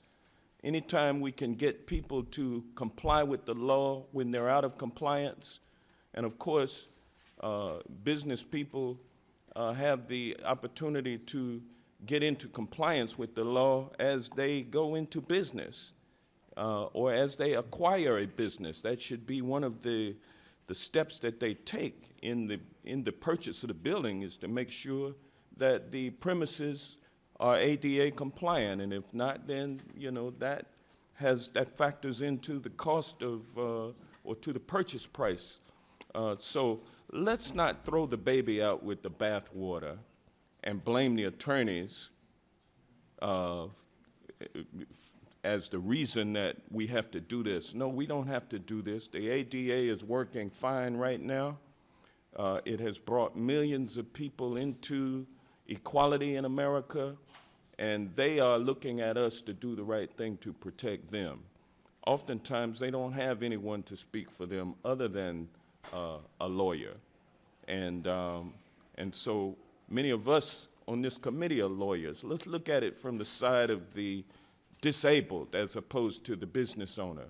Let's have some compassion for those who started off life in a different situation than us. Let's try to understand what their dilemma is, and let's try to make things equal for everyone in this country. And with that, I will yield back. I oppose this legislation, by the way. For what purpose, the gentleman from California, Mr. Peters, seek recognition. Mr. Chairman, I move to strike the last word. Gentleman's recognized for 5 minutes.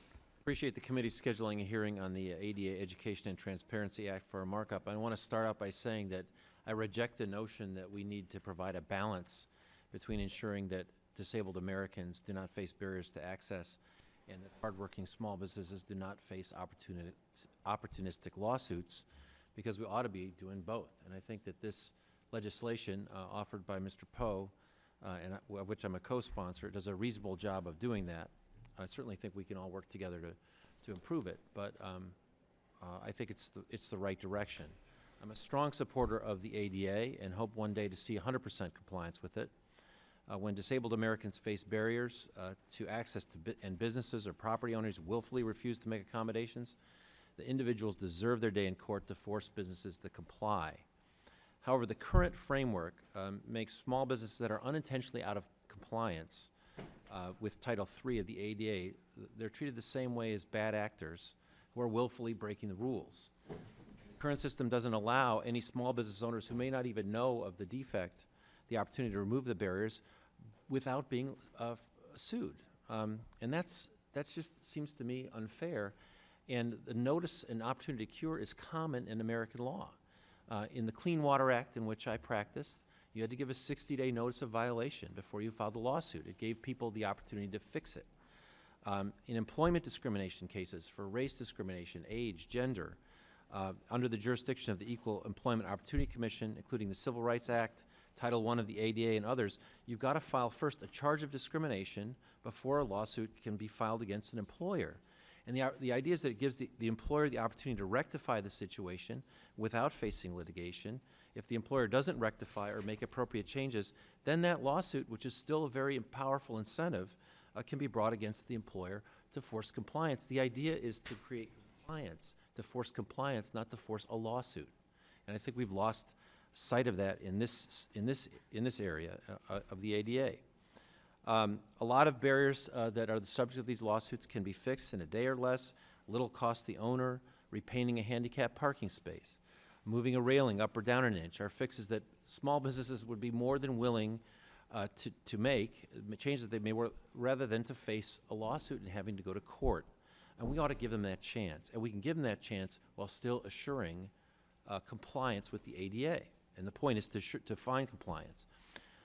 It still retains the threat of litigation against bad actors that even upon being notified their property is out of compliance would still refuse to remove the barriers to access. I would just say a couple things. There's no less incentive to comply because you've removed the threat of a lawsuit. In fact, the incentive to comply is great because you may not be sued. You have an incentive to avoid being sued by fixing the problem. There's no evidence also that the current system is getting any fast results in terms of actually solving the problems because we don't follow up on what these settlements do. So I actually think that pointing people to the places where they could be compliant might actually be a better system. I'm sympathetic to what Mr. Cohen said, my colleague, who we all acknowledge these abuses. I think the $1,000 a day is pretty punitive. I want to see some sort of showing that there's willfulness, but you also have to accommodate the fact that some people may have a good faith dispute about whether they're in compliance or not, and they ought not to be penalized for what you'd expect them to the position that they take in court. But again, we could work on that. We could figure out a way to provide the appropriate penalty for people who are being willfully non-compliant. So I'm supportive of the bill. I've read all of the opposition to it, and pleased that language that would allow criminal penalties to be assessed has been removed in the manager's amendment. I'm also sensitive to the desire to provide the courts with a clear definition of what substantial progress toward addressing a barrier to access means. And I'm hopeful that through amendments today or continuing conversations, we can deal with this and make it better. I'm also very cognizant of my colleague, Ms. Lofgren's point that California usually gets it right ahead of time. You know, I don't have any disagreement about that. I don't think everyone, my colleagues on the other side quite understand our genius, but I'm willing to take any of those provisions that we think would be useful here too, and put that into this effort. But I want to congratulate Mr. Poe for offering a solution to the problem, which again doesn't acknowledge the need to create a balance between business owners and compliance, but really deals with both abuse and actually may bolster compliance. So I'm supportive and look forward to the discussion. Thank you, Mr. Chairman. I yield back. For what purpose does the gentleman from Texas, Mr. Poe, seek recognition? Mr. Chairman, I have an amendment in the nature of a substitute. The clerk will report the amendment in the nature of a substitute, and as she does that, I want to thank the gentleman from Texas for offering this legislation and for his amendment in the nature of a substitute. Amendment in the nature of a substitute to H.R. 3765 offered by Mr. Poe. Strike all after the enacting clause. Without objection, the amendment in the nature of a substitute will be considered as read, and the gentleman is recognized for 5 minutes on his amendment. I thank the chairman, and I want to thank Mr. Collins and Mr. Peters for their comments, and really everybody for their comments on this important piece of legislation. The ADA is a good bill, but it's being abused by people for money.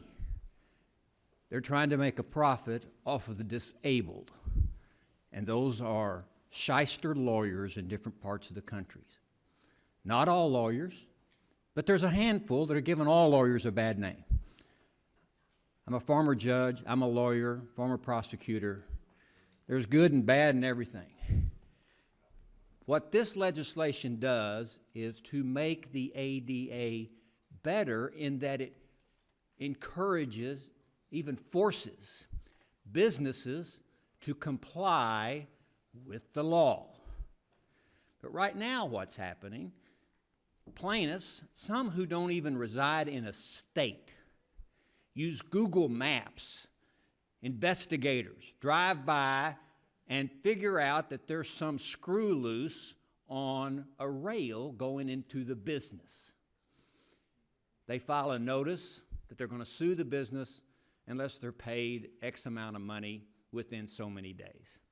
Some businesses ignore it, some businesses pay. They pay the money. Okay, then what happens? That doesn't necessarily cure the problem. The business goes on waiting for the next lawsuit. So the purpose of this legislation is to fix the problem, not to line the pockets of people at the expense of the disabled. And that's what's occurring. So if there is a problem, whatever it is, put them on notice. And I agree with Mr. Collins. The answer is to fix the problem, not necessarily to make money for somebody else. We want businesses to comply, and I agree most businesses do comply. They want to comply, even for economic reasons. People aren't going to go there if they're not compliant with the ADA. But the system is being abused, so let's fix the problem so people can, and businesses, many of which are owned by the disabled. Hearings that we had with Mr. Franks, we found disabled business owners are being sued. Are you kidding me? They would have a business that doesn't comply with the ADA? They're not on notice as to know what the problem is. So put them on notice, give them time to fix the problem, and make sure that the problem is resolved. I resent the comments in the windows, so to speak, that those of us who support a change of the ADA in some way don't believe in helping the disabled. I resent that. Like Mr. Collins, this is personal. Ms. Jackson Lee, who's not here, knows my parents. It's personal. It's personal probably with everybody in this room. We want businesses to comply. Now there's a glitch in the system that doesn't really fix the problem. It just gets money for some people who really don't even have an issue to be standing, in my opinion, to be involved in this types of drive-by lawsuits. ADA is to get businesses to comply. This tweak in the ADA will help businesses comply. It will encourage them to comply. And in the long term, who does it help? It helps the disabled. No, it does not help the lawyers. It does help the disabled. And I want to make it clear. I'm not talking about all lawyers are bad. They're not. But we've got a few of them here. We've got to get out of this system of making money off of the disabled. And with that, I'd like to introduce, you have unanimous consent to introduce 20 letters from different folks from all over the country who support this legislation as amended. Without objection, those letters will be made a part of the record. Now I'll yield back. Chair thanks the gentleman. Are there any amendments to the amendment? For purpose of the gentleman from Tennessee seek recognition. I would like to ask a question of the sponsor of the amendment, if he would yield. Gentleman is recognized for 5 minutes. Judge, I understand where you're coming from, and I believe you're well-intentioned. I know you are. But don't you agree that there should be some type of something in the law that's for the bad actors who don't cure within 6 months and just Then they get run sued. time? Then they get sued. But they get They go to sued. court and let a jury set the damages for failure to comply with an ADA, the ADA law. Would the gentleman yield? Yes, sir. Because I think the gentleman makes a good point, but here's my answer to that. Right now, the way the law works today, you don't have this intervening span of time to cure. You get hit with a lawsuit immediately and no opportunity to cure.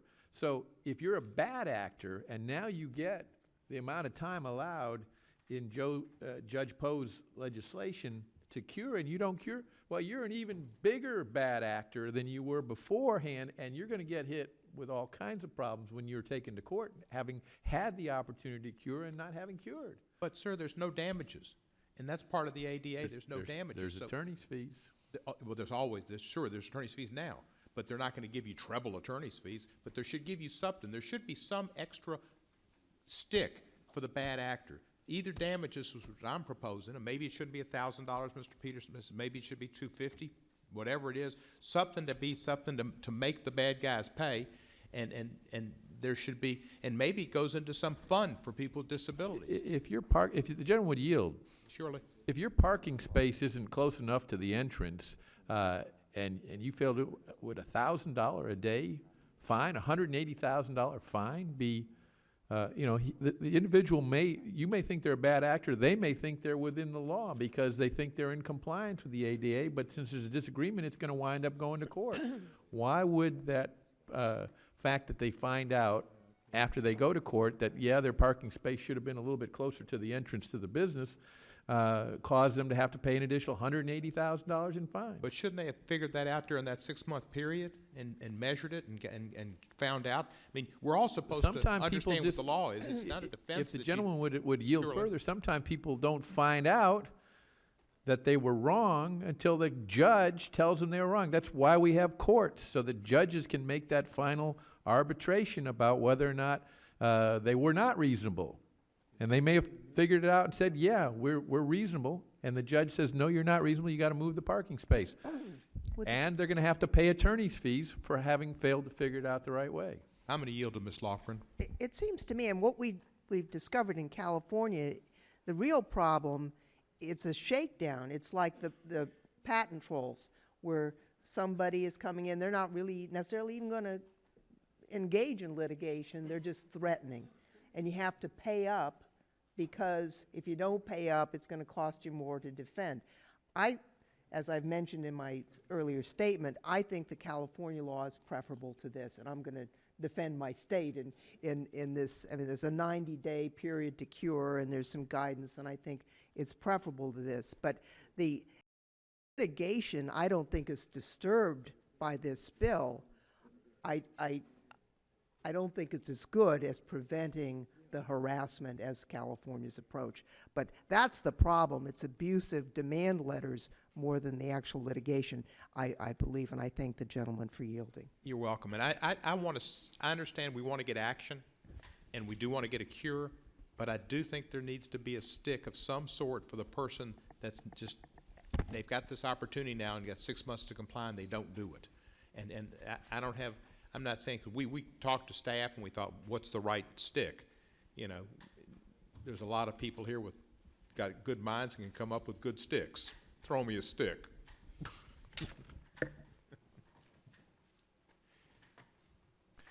Are there any amendments to the amendment? Oh, for purpose, the gentleman from Michigan seek recognition. Mr. Chairman, I rise now in opposition to H.R. 3765. Gentleman is recognized for 5 minutes. Members of the committee, this has been an incredible hearing on this subject, and I began going over the letters of opposition, and I am astounded that Wade Henderson and Nancy Zirkin of the Leadership Conference on Civil Rights, which includes 200 civil rights and public interest organizations, have written Mr. Franks, Chairman Franks, and Member Cohen in opposition to this measure, because this is weakening the protections that we're so proudly giving to the disabled. But more than that, we have the paralyzed veterans. That's 200 organizations in one letter from Henderson and Zirkin. Then we have a letter from the Paralyzed Veterans of America, who have come out against this measure, my colleagues. And then we have the National Disability Rights Network, who have come out in opposition to this measure in terms of it going the wrong way and weakening the protections that we're so proudly presenting.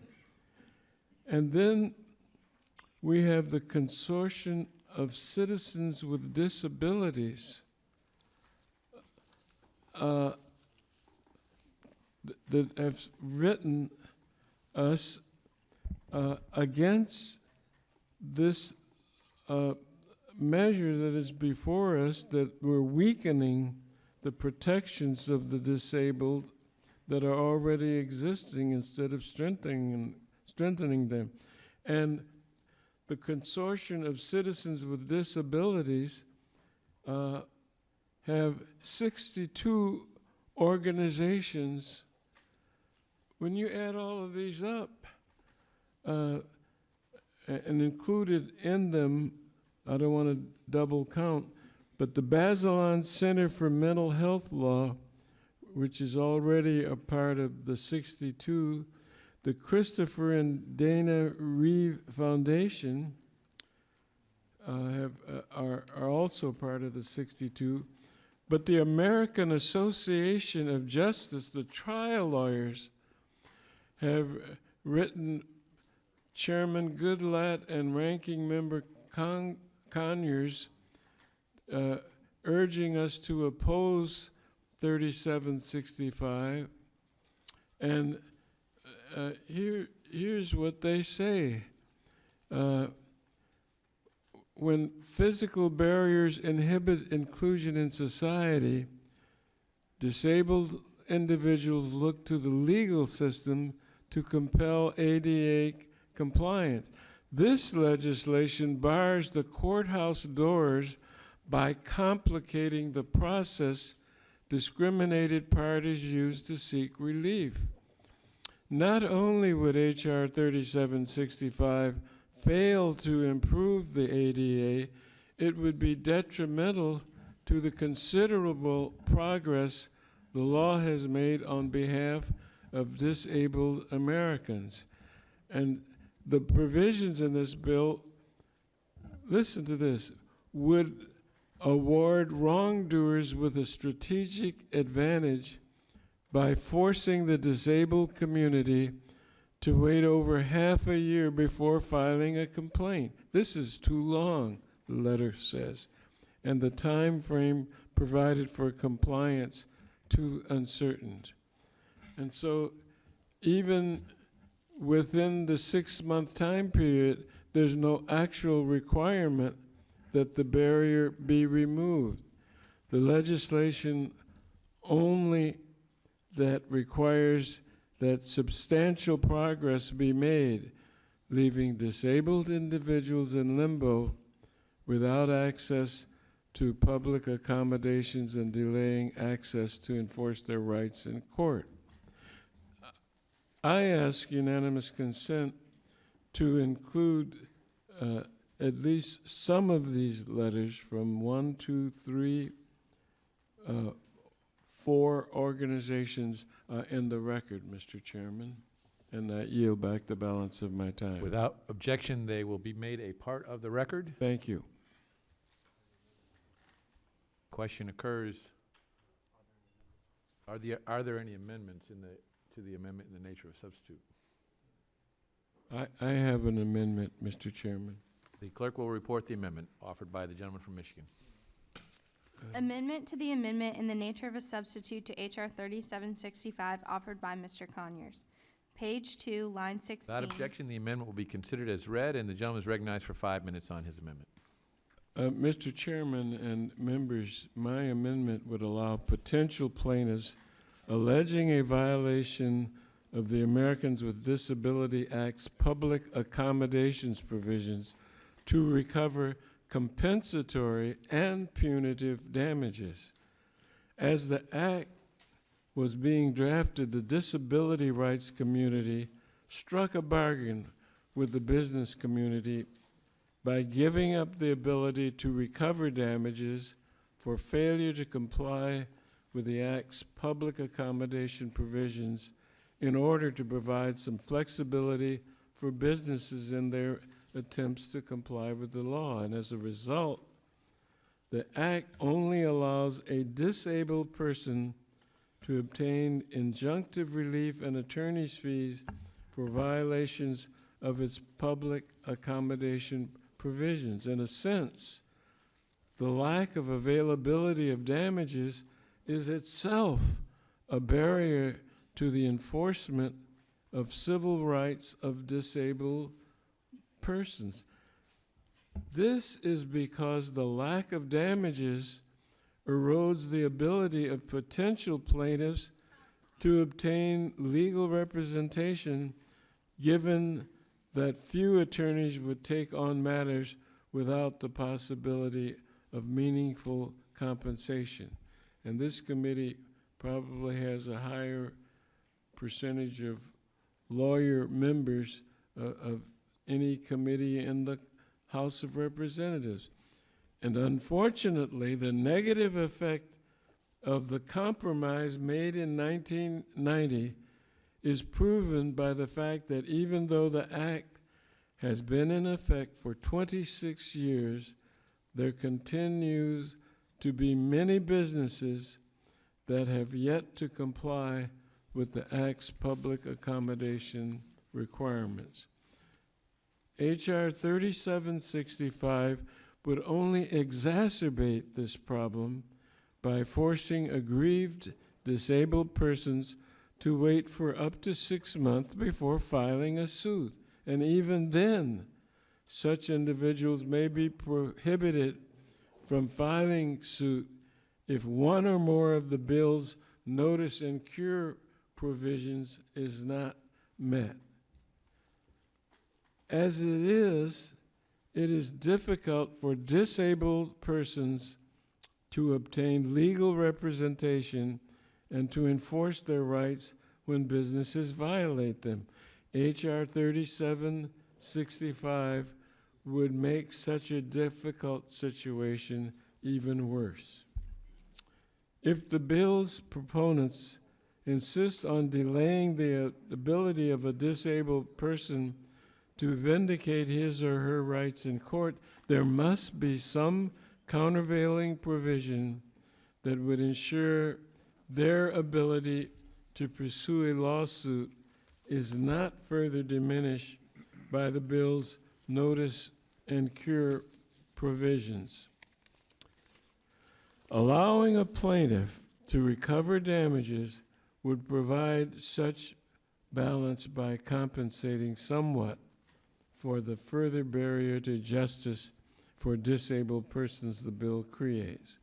If the bill's proponents insist on upending the bargain struck 26 years ago between the disability rights and business communities, then it's only fair that disabled persons now be given the opportunity to recover damages. And so I urge the committee to adopt the amendment, and I yield back the balance of my time. Chair thanks the gentleman. For what purpose does the gentleman from Texas seek recognition? I'd like to strike the last word. Gentleman's recognized for 5 minutes. Mr. Chairman, oppose this amendment because it seeks to undermine the core purpose of the bill, which is to provide greater accessibility without resorting to litigation. For many, the provisions of Title III enacted in 1990 represent a compromise. On one hand, the private enforcement provisions provide an opportunity for people with disabilities to sue for greater accessibility. Injunctive relief is available as well as attorney's fees. Monetary damages, however, were not made available. According to one legal scholar, the compromise that was created in 1990 was modeled after an agreement reached in the 1964 when Title II of the Civil Rights Act, CRA Title II, was enacted to prohibit racial discrimination at places like public accommodation. CRA Title II, like ADA Title III, only permits private individuals to seek injunctive relief. Unlike ADA Title III, however, CRA Title II only covers a few categories of public accommodations. Proponents of the ADA were therefore able to obtain broader coverage than previous civil rights activists had been able to obtain under CRA Title II. The protection provided by ADA is largely shaped by the broader definition of public accommodation, which extends beyond places that provide essentials such as grocery stores and hospitals to include restaurants, hotels, and places of recreation such as theaters. While many have criticized that many public accommodations are still not in compliance with Title III, the committee's recent hearings provide some examples that show that noncompliance is often not the result of willful disregard for the law. For example, one witness explained that complying with the technical and scoping requirements issued by the federal government, as well as additional access requirement issued by states and localities, has made complying with the ADA challenging. In addition, witnesses stated that properties which constitute places of public accommodation for various reasons are always in a state of change, including changes resulting from natural shifts in the earth caused by the weather and changes that are caused by unintentional human acts, such as fading paint lines caused by snow plows and street sweepers. With this in mind, providing a notification period for businesses to comply with the public accommodations provision of Title III, as well as other provisions that would be added to the ADA bill, are common sense additions. These provisions provided in the bill, however, do not in turn merit the addition of damages as a remedy, because the intent is to encourage compliance, get it fixed, without the need of litigation. As explained, the ADA provides for attorney's fees, which would be an available remedy when bad actors do not heed requests to improve accessibility of the property. In addition, remedies beyond what Title III already provides would offset the attempts in this bill to provide better opportunities for compliance. So I oppose the amendment, and I'll yield back. For purpose, the gentleman from Georgia seek recognition. Move to strike the last word. Gentleman's recognized for 5 minutes. I speak in support of the Conyers amendment. For 26 years, the Americans with Disabilities Act has removed or forced the removal of physical barriers that impose second-class citizenship on disabled people. Physical barriers prevented them from accessing public places, sidewalks, for instance, or trying to get off of a sidewalk and ambulate across the street to another sidewalk became impossible without the Americans with Disabilities Act. It made it possible. Physical barriers to other public places, to public accommodations, to public transportation, to private transportation, to educational opportunities, to employment opportunities. People with disabilities were, in effect, banned from being able to pursue equal opportunities. And so the Americans with Disabilities Act was a civil rights bill. It granted civil rights to Americans with disabilities. And now today, After 26 years, we've broken down a lot of the physical barriers, but now we're trying to put up legal barriers to the enforcement of the Americans with Disabilities Act. I think it's wrong for us to do this. There's another way that we can do this without throwing the baby out with the bathwater. This legislation is a sledgehammer taken to a problem that should be solved with the skill of a surgeon's knife. And for that reason, I'm opposed to it, and I'm in support of the Conyers Amendment. And with that, before I yield back, I will say that any business, it's so easy to find out how a business can be ADA compliant. You just simply go to the internet, and there's a vast array of resources available there that educate business owners and property owners about their responsibilities to the disabled. You don't need a lawyer to understand the guidelines, the requirements. And so it's simply a matter of caring enough to be in compliance, and we still don't have full compliance today, 26 years after the act was passed. Some simply refuse to do anything other than what they are compelled to do, and that's why we have lawyers to force compliance. Without the lawyers, there would be no compliance. So let's not blame the lawyers for the problem. Let's put the focus on the problem, which is non-compliance with the ADA. Would the what chairman, can we do? Would the gentleman yield? I will. I want to thank you, because I wanted to, Wade Anderson has been before this committee many times, and as the leader of the Leadership Conference on Civil and Human Rights, and the last sentence of his letter to us says this: such restrictions and penalties on the ability of people to attempt to vindicate their rights fly in the face of the intent of civil rights statutes, which were enacted to ensure the protections of those marginalized in our society. And for these reasons, we urge you to oppose the ADA Education and Reform Act. And he and Nancy Zirkin have taken powerful positions that we've proudly supported, and I think this is another one of them.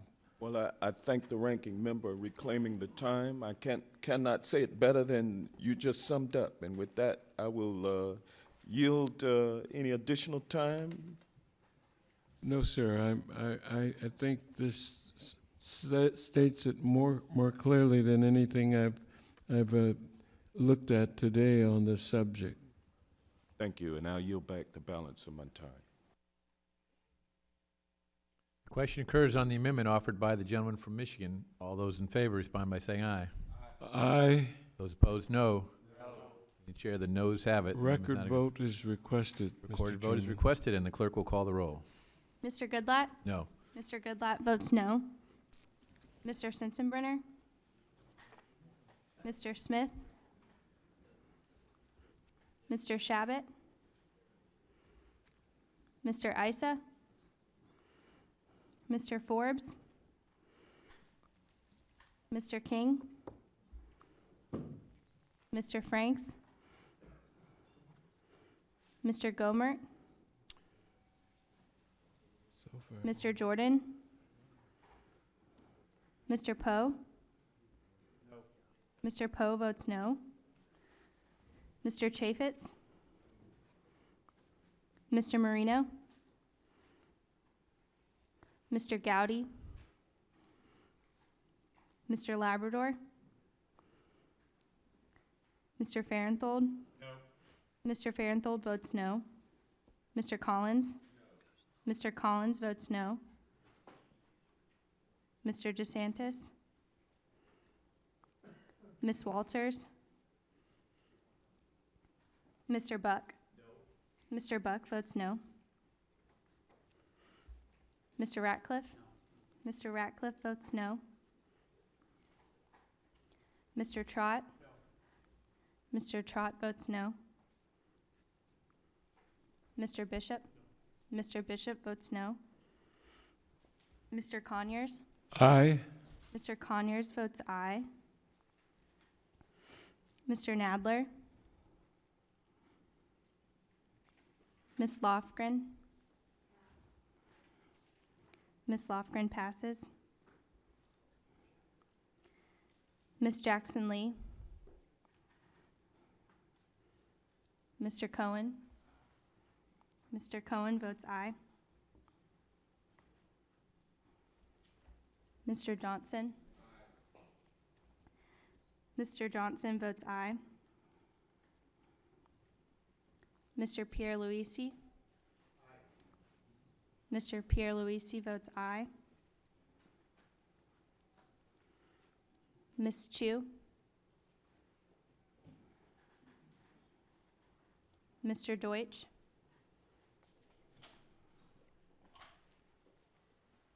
Mr. Gutierrez? Ms. Bass? Mr. Richmond? Mr. Richmond votes aye. Ms. Del Bene? Ms. Del Bene votes aye. Mr. Jeffries? Mr. Jeffries votes aye. Mr. Cicilline? Mr. Peters? Mr. Peters votes no.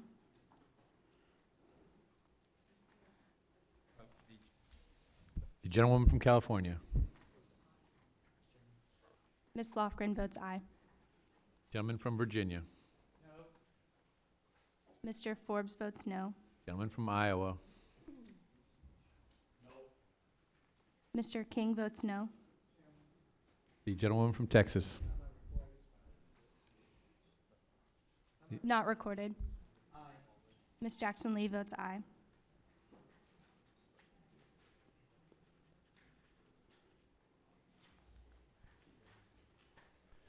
The gentleman from Florida. Oh, yeah.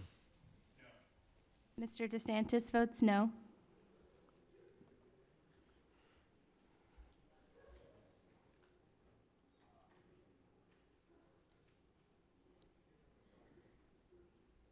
Can I ask him what the votes were, what the number of ayes and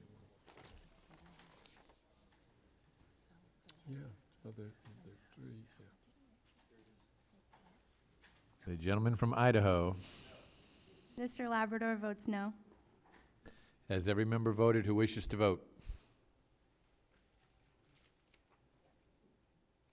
The gentleman from Georgia.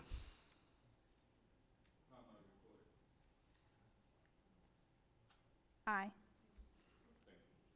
Clerk will report.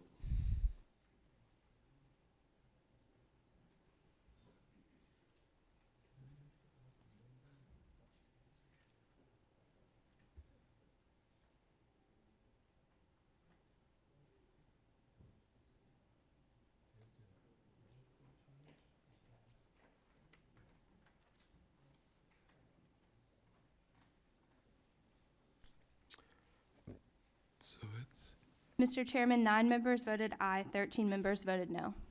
And the amendment is not agreed to. Are there further amendments to the amendment in the nature of substitute? 9, 13. What purpose does the gentlewoman from Texas seek recognition? I have an amendment at the desk. Clerk will report the amendment. This is critical.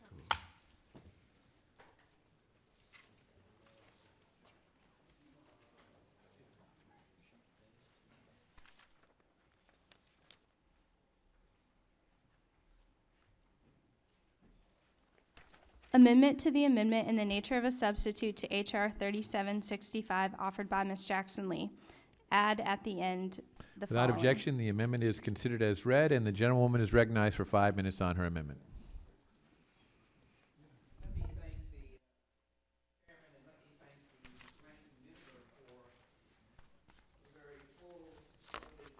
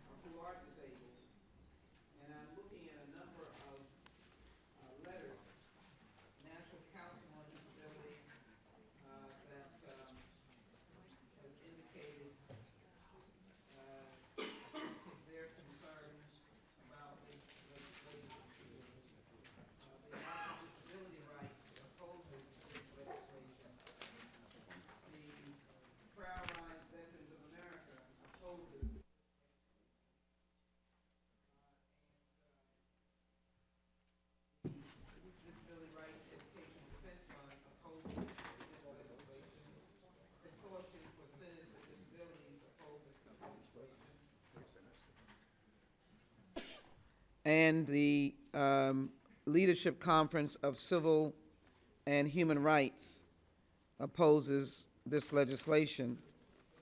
I'm pleased to say that my amendment is supported by a number of, in particular, the national organization dealing with disabilities.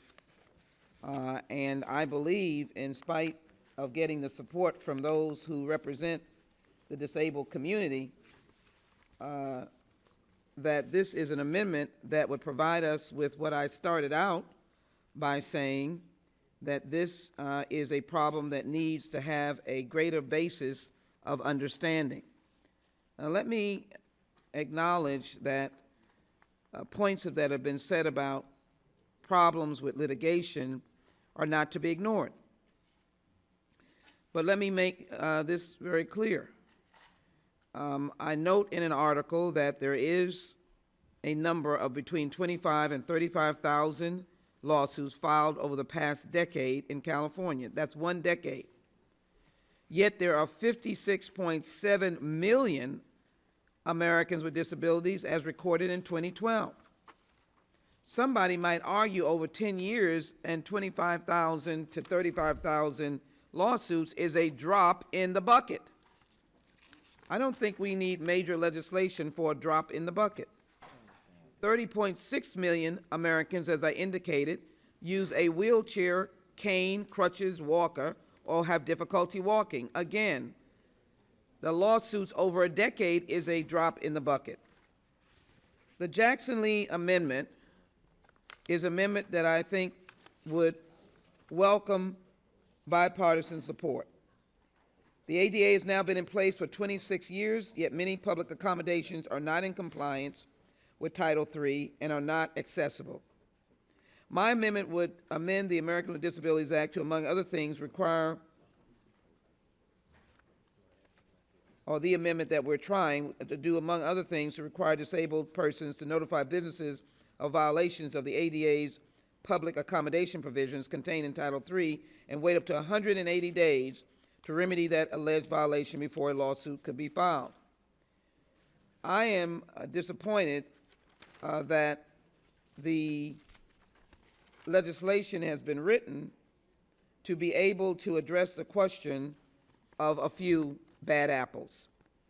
So my amendment adds a provision to the bill conditioning the effective date on the preparation and submission to Congress within a year of enactment date on a study by GAO of Title III ADA actions during the 5-year period prior to the enactment date, where a claim under a state disability and anti-discrimination law is also asserted, comparing numbers of cases filed in those states that allow damages and those that not. That gives us a basis, if you will, of dealing with this issue of information and facts. Would the gentlelady yield? I'd be happy to yield. I want to thank her for the amendment, because the importance of this amendment is that it would help clarify the distinction by studying the effect of state laws on the filing of ADA-related lawsuits. I think that's very important, and I thank her for it. I thank the gentleman for his contribution. And let me follow up to say, to help answer this question, this amendment will require the GAO to prepare a study examining, comparing the number of suits filed in states that provide damages with those filed in states that do not provide damages. Consideration of this legislation would significantly alter the balance of the ADA by delaying disabled individuals from seeking justice for discrimination under Title III. It is at the very least premature, if not outright unnecessary. This information would give us more information. This data would give us more information, because proponents of this bill have not provided evidence that the threat of these so-called frivolous suits is being driven by the ADA rather than incentives provided by state law. Let's not throw this great civil rights legislation touted by so many. Just take yourself back to 1989 and think of yourself as disabled. You had no voice. No one cared whether you tripped over a sidewalk, could get into a movie, could eat at a restaurant, could take your children out to a baseball game. No one cared. And maybe they did, but you had no federal law to give you that civil rights protection. And so my amendment does what Congress should do, act on information. Sadly, not on isolated examples of cases coming out of one area of the country versus another. 25 to 35,000 cases over a decade compared to 56.7 million persons with disabilities and 30 million with canes, crutches, wheelchairs, hard to walk, is a poor example to do massive legislation. I, in fact, appreciate the proponents of this legislation. I see the problem that they're trying to cure. I believe it is important to have legislation is based upon facts. With that, Mr. Chairman, I yield back. Time of the gentleman has expired. For purpose of the gentleman from Texas seek recognition. Move to strike last word. Gentleman is recognized for 5 minutes. Oppose the amendment. Have great respect for the author of the amendment. And as she mentioned earlier, well, several hours ago, part of our duty is to be fact finders on this committee. And we've done that. We've had hearings on this issue. We've had witnesses testify. We've had hundreds of people comment through letters about this legislation. So we have done the due diligence on fact-finding. And far as the information that is being asked for in the amendment, that information is already out there. It's not new information. That information is readily available on the internet for anybody's perusal. So I think this would just add delay to the bill. I understand the author's positive intent, but I would oppose the Jackson-Lee amendment, and I'll yield back. Mr. Chairman. For purpose of the gentleman from Michigan seek recognition. I rise to strike the last word, and Gentleman, I'd like to yield to is recognized for 5 minutes. Yield to the gentlelady from Texas, Ms. Jackson-Lee. I thank the gentleman. I likewise have respect for the proponent of the amendment, my fellow Texan, as well as his co-sponsor. I would beg to differ on a element that I think is important about my amendment, is that the information is not gathered. And what we're trying to find out is the problem with this legislation federal law, or is the problem with where a state disability anti-discrimination law claim is also asserted, and compare the number of cases filed in states providing damages against the number of cases filed in states that do not provide damages, so that the local law drives individuals. And let me applaud local states who have gone beyond the call of duty, if you will. But that element to draw frivolous suits, unfortunately, may be driven by that aspect of it. This study must be prepared and provided to Congress no later than 1 year after the enactment date of the act. Who are we to massively change federal law on very personal aspect of people's lives, their civil rights, which all of us, no matter what side of the aisle that we're on, are apt to speak eloquently about, from the Bill of Rights that contain so many debates. Right now we're debating how do we balance the rationale of many amendments, including the Second Amendment. People vigorously want to argue against you taking away their perceived rights. Well, you're taking away perceived rights under the ADA. If this amendment is adopted, no section of this legislation except for this section will take effect until the submission of a report required by this section. But it's 1 year, and I frankly believe that is worthy of 1 year's attention in dealing with protecting the disabled.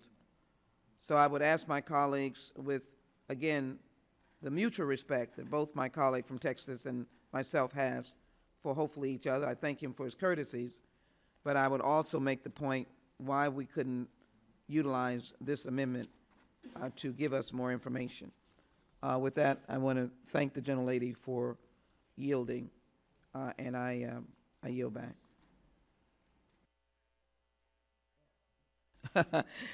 I'm sorry, Mr. Ranking Member. Time Thank belongs to you. the gentleman from Michigan. Yes, it does. And I want to thank you, because Congresswoman Lofgren was also going to do so, but thank the Ranking Member for yielding his courtesies, and I yield back. I think it provides, Mr. Ranking Member, as I close again, that, it's just information. Why can't we get information? These are civil rights of individuals. I yield back. Thank you. I yield back. Question occurs on the amendment offered by the gentlewoman from Texas. All those in favor respond by saying aye. Yes. Those opposed, no. Being the chair, the noes have it, and the I'd like amendment is not agreed. roll Roll call. call vote is requested, and the clerk will call the roll. Mr. Goodlatte? No. Mr. Goodlatte votes no. Mr. Sensenbrenner? Mr. Smith? Mr. Shabbat? Mr. Shabbat votes no. Mr. Isa? Mr. Forbes? Mr. King? Mr. King votes no. Mr. Franks? No. Mr. Franks votes no. Mr. Gomert? Mr. Gomert votes no. Mr. Jordan? Mr. Poe? Mr. Poe votes no. Mr. Chaffetz? Mr. Marino? Mr. Gowdy? Mr. Labrador? Mr. Farenthold? Mr. Farenthold votes no. Mr. Collins? Mr. Collins votes no. Mr. DeSantis? Ms. Walters? Ms. Walters votes no. Mr. Buck? No. Mr. Buck votes no. Mr. Ratcliffe? No. Mr. Ratcliffe votes no. Mr. Trott? No. Mr. Trott votes no. Mr. Bishop? No. Mr. Bishop votes no. Mr. Conyers? Aye. Mr. Conyers votes aye. Mr. Nadler? Ms. Lofgren? Ms. Lofgren votes aye. Ms. Jackson Lee? Aye. Ms. Jackson Lee votes aye. Mr. Cohen? Mr. Cohen passes. Mr. Johnson? Mr. Johnson votes aye. Mr. Pierluisi? Mr. Pierluisi votes aye. Ms. Chu? Mr. Deutsch? Mr. Gutierrez? Ms. Bass? Mr. Richmond? Mr. Richmond votes aye. Ms. Delbene? Ms. Delbene votes aye. Mr. Jeffries? Mr. Jeffries votes aye. Mr. Cicilline? Mr. Peters? Mr. Peters votes no.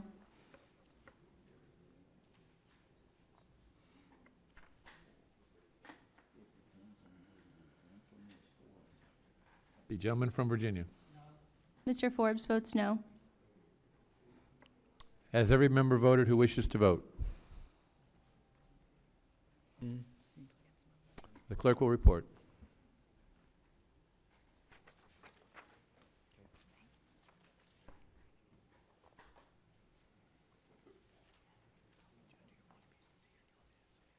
Mr. Chairman, 8 members voted aye, 15 members voted no.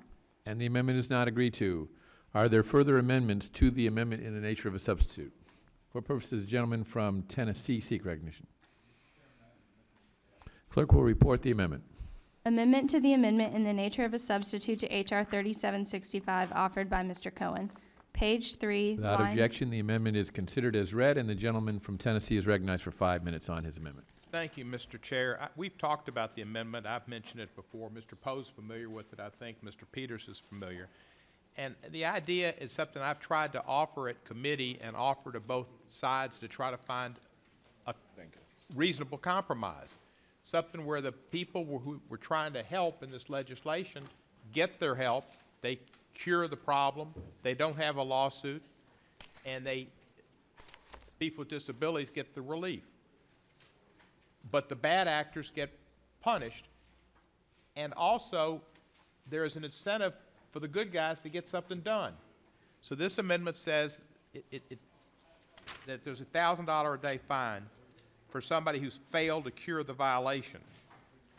And it was suggested to me that a possible point of compromise might be to have it be by Mr. Peters is to make that punitive damages, that if it's willful violation, that there would be $1,000 a day as a punitive damage.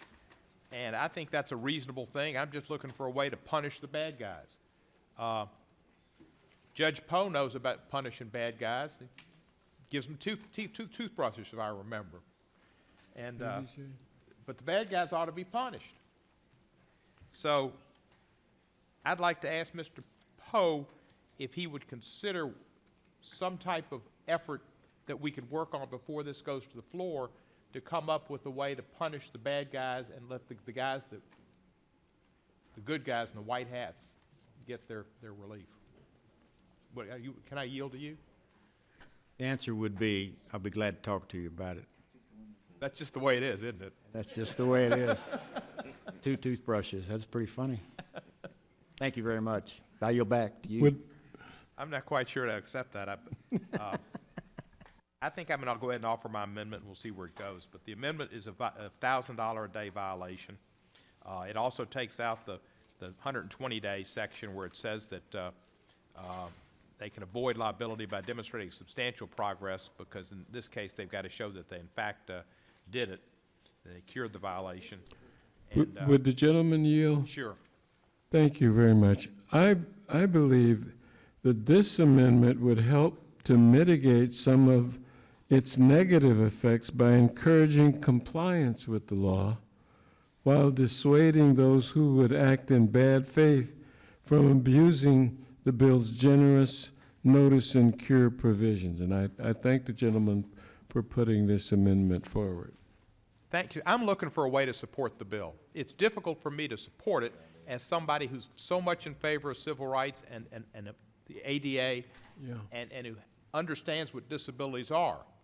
I'm trying to help, and I'm trying to understand that, because I don't like the lawyers that try to just do these drive-by cases. That's why I supported the patent troll case, because of Tyler, Texas. Like their band and their dancing world, but not too big on their lawyers.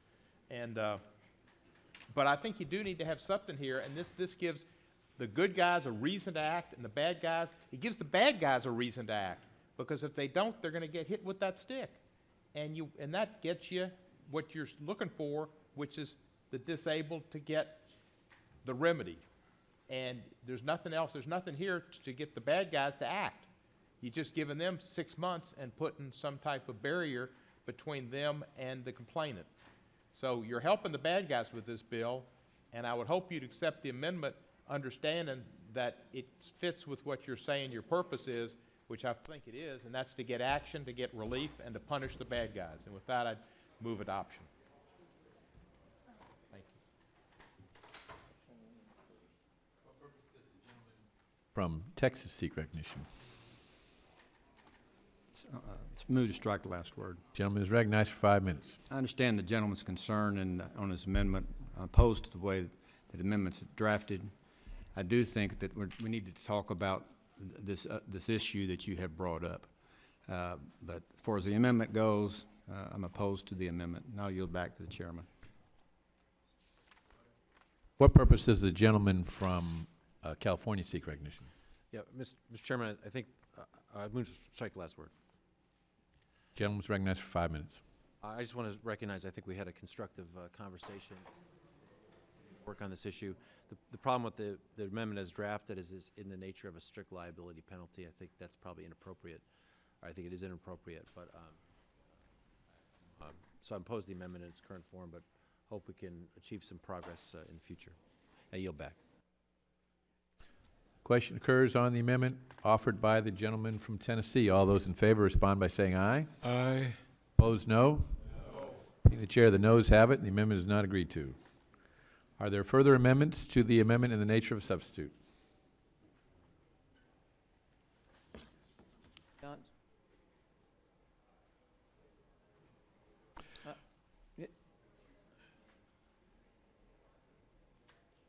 Reporting quorum being present, the question is on the motion, report the bill. I'm sorry, I thought I saw Mr. Johnson. H.R. 3765 as amended favorably to the House. Those in favor will respond by saying aye. Aye. Those opposed, no. Do you want your amendments? I think we're past it. We're reporting the bill. We've already entered the vote on reporting the bill. No, The That's what I was. The ayes have it, and the bill as amended is reported favorably. Ask for a recorded vote. We did adopt. Substitute? Wait a minute. All right.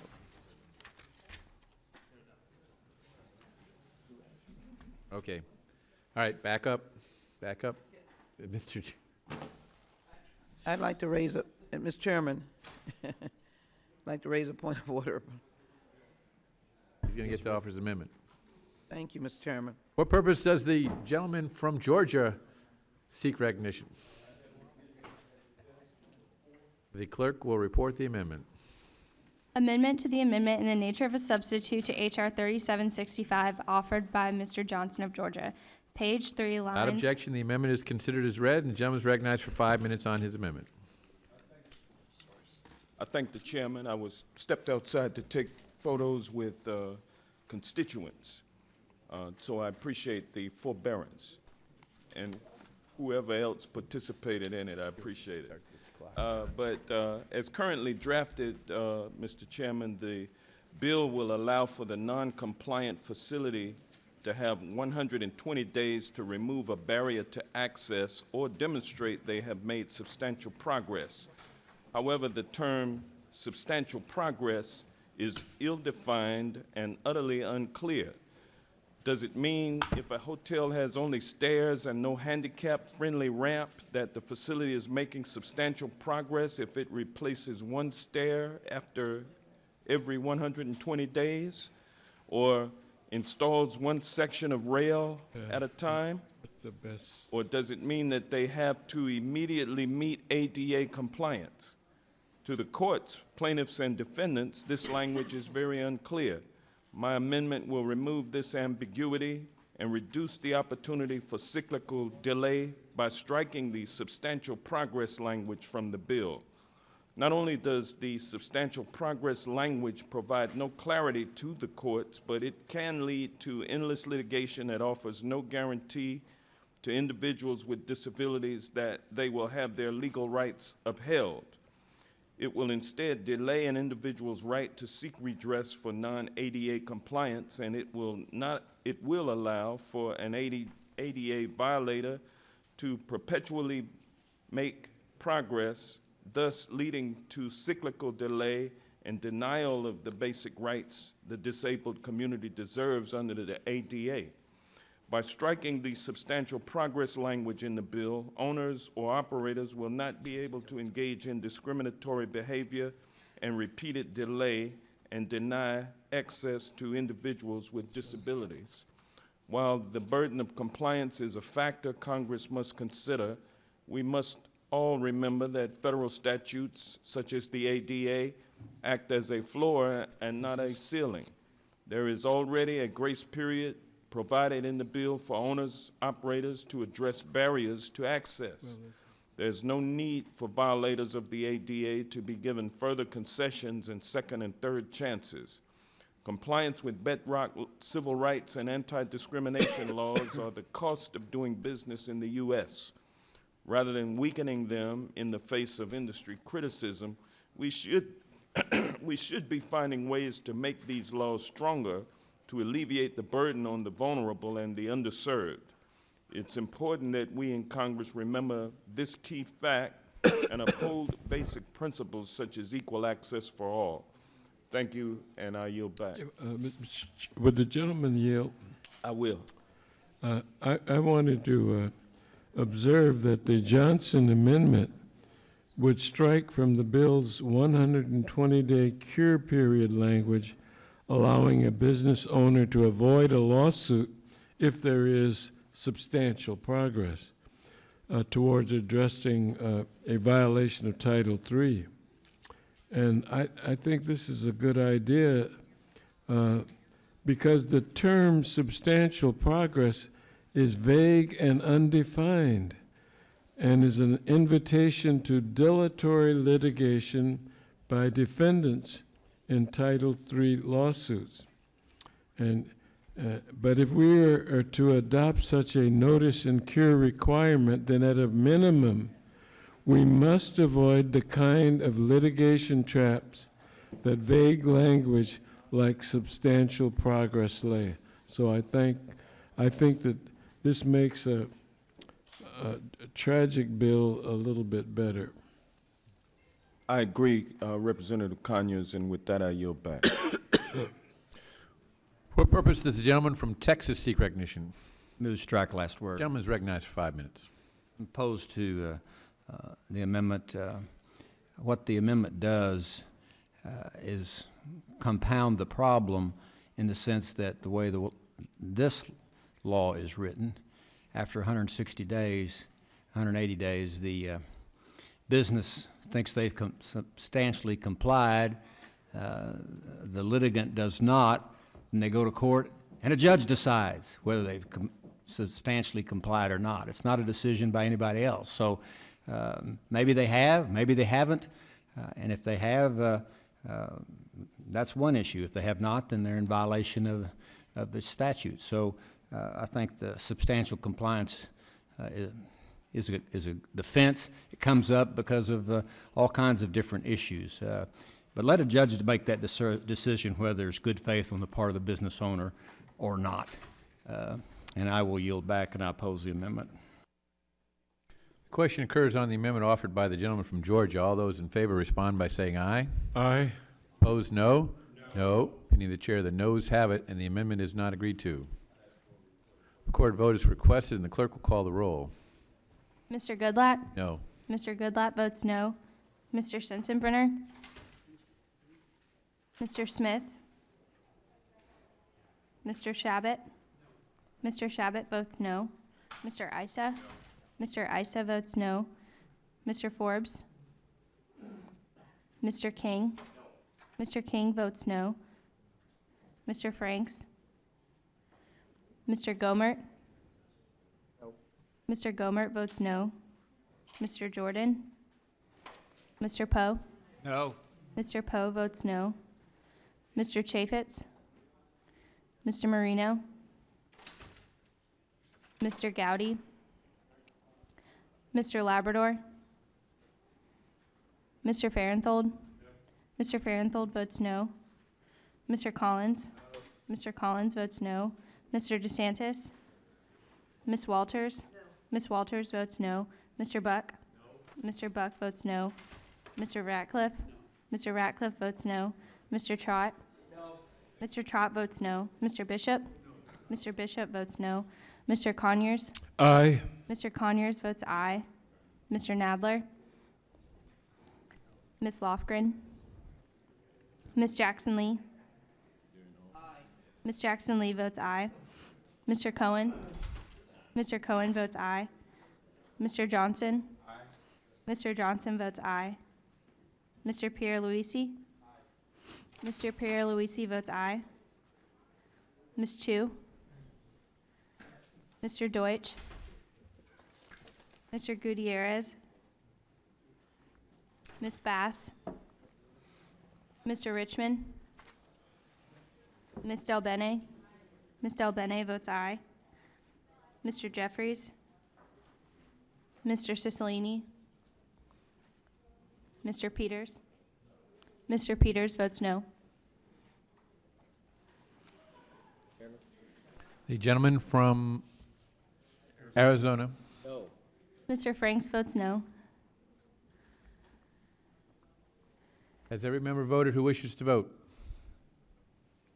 Clerk will report.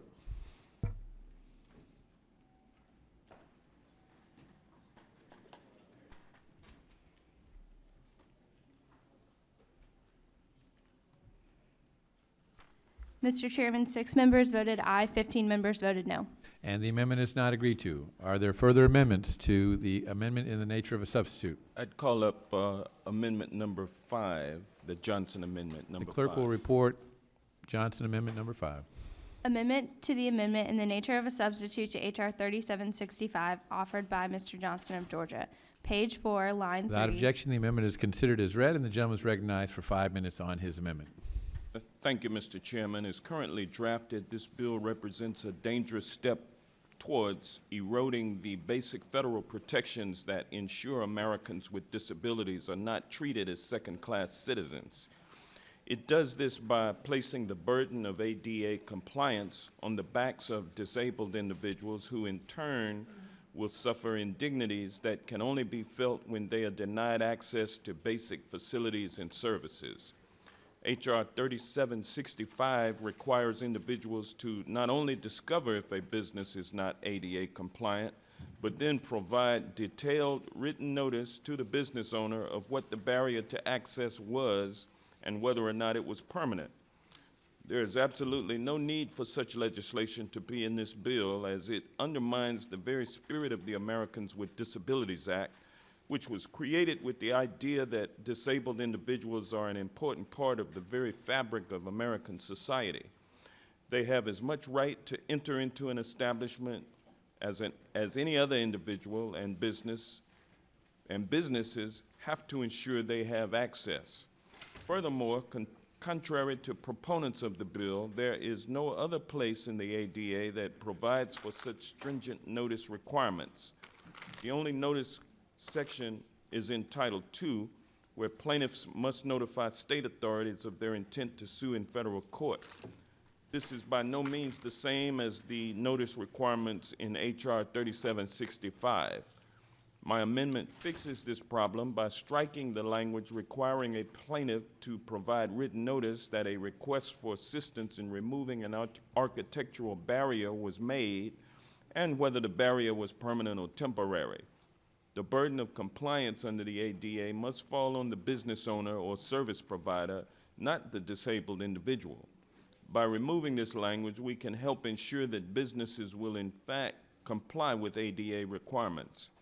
As currently drafted, one can essentially operate as a non-compliant facility until that proverbial unlucky day when someone in a wheelchair needs a ramp and a fixed rail and not stairs. By the time notice and cure is allowed, months would have passed.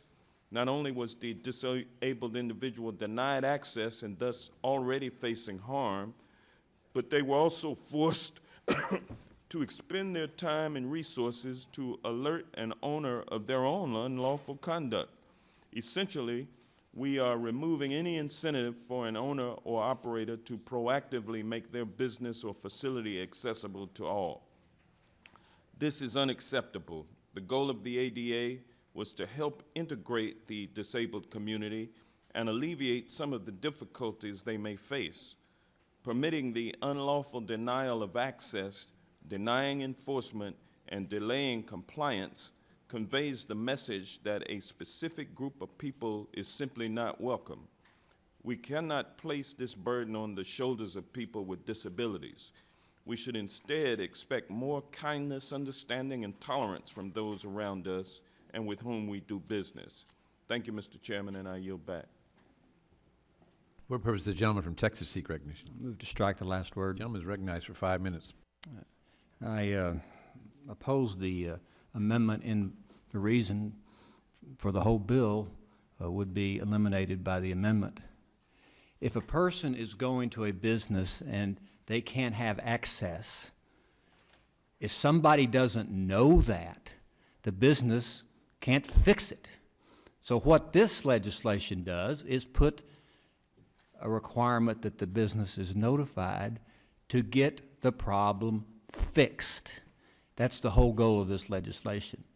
Removing the notice requirement would destroy the entire intent of the bill. So if the goal of the ADA was, and I still believe it was in 1990, to make accommodations easy for the disabled, to comply like it would be for someone not disabled, you got to put the business on notice that there's a problem, because they may never know there's a problem unless someone tells them. Even those that are denied the access, someone's got to tell them. And as soon as they're told about that, they have an obligation under the law and this legislation to fix the problem, and then there are consequences if they don't. So I would oppose the gentleman from Georgia's amendment, and I'll yield back. What purpose does the gentleman from Tennessee seek recognition? Strike the last word. Gentleman is recognized for 5 minutes. With all due respect, and I've got a lot of respect for Judge Poe, he and I are friends. If the purpose of your bill is to get compliance. And if you have to write a letter, and then the person's supposed to comply, and they don't comply, then why are you against some type of change to punish the guy that doesn't comply? That's effectively helping the disabled. You want to make the disabled get their relief. Maybe the suggestion I had wasn't the best stick, but it was a way. And we had this discussion in committee, and I've had this discussion with folks who are promoting the bill. We've had plenty of time to do it, and all we've been is stonewalled. Now, maybe something will happen on the floor. I've talked to Mr. Collins. I've talked to Mr. Peters. We can come up with something. I'm trying to come halfway. That's generally how you pass legislation, is you come together and find. But when the proposal is to punish the bad guys who you give notice to and they still don't act, they're basically thumbing their nose at you, and you don't do anything about it, that's the only people you're protecting. The good guys are going to apply. And so I've got to wonder, I understand you say this guts the bill. It does gut the bill. But if you're not going to take something that punishes the bad guys, I just wonder if you're not just trying to protect the property owners and not worried about the disabled. Well, the gentleman yield. I yield to Mr. Johnson first. Yeah, this bill, as written, removes the onus that was put on property owners and business owners to comply with the ADA themselves. It removes the onus that was put on them and shifts the burden to the already denied second-class citizen disabled person. You know, that's not what we should be about with this legislation.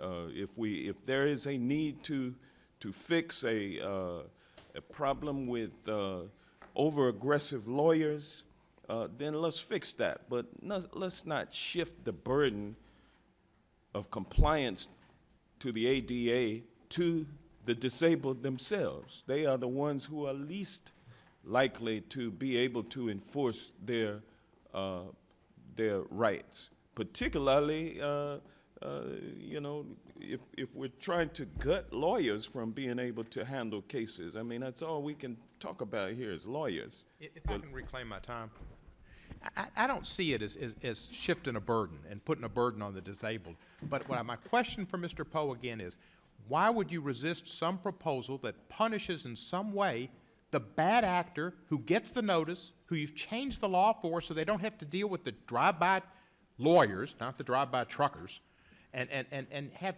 them have an incentive to do right, and they've got this incentive to avoid punishment, and they still don't do it? Then you want to put the gavel down to them, send them away with the toothbrush, send them to jail. But you don't want to do that. And I don't understand that, Mr. Poe. Do you yield? Yes, sir. Let me ask your question this way. When the ADA was written in 1990, the purpose of the ADA was to make businesses compliant. It did not involve punitive damages. It involved attorney's fees where lawsuits occurred. The purpose of the ADA was to make businesses comply. The issue of damages was not part of the original ADA. Now, I think what you're wanting to do is make it a part of this legislation as well. That's where you and I disagree on what we should be doing. I think there should be a discussion about it, but this amendment just pushes the purpose of the ADA, which was to get compliance, not to get punitive damages. Now, maybe the issue should be discussed. I agree that it should be discussed. Mr. Peters and I have already talked about that, but I don't support the amendment, and that is, if you look at the purpose of the ADA, which you know more about it than most folks, that was the purpose of the ADA.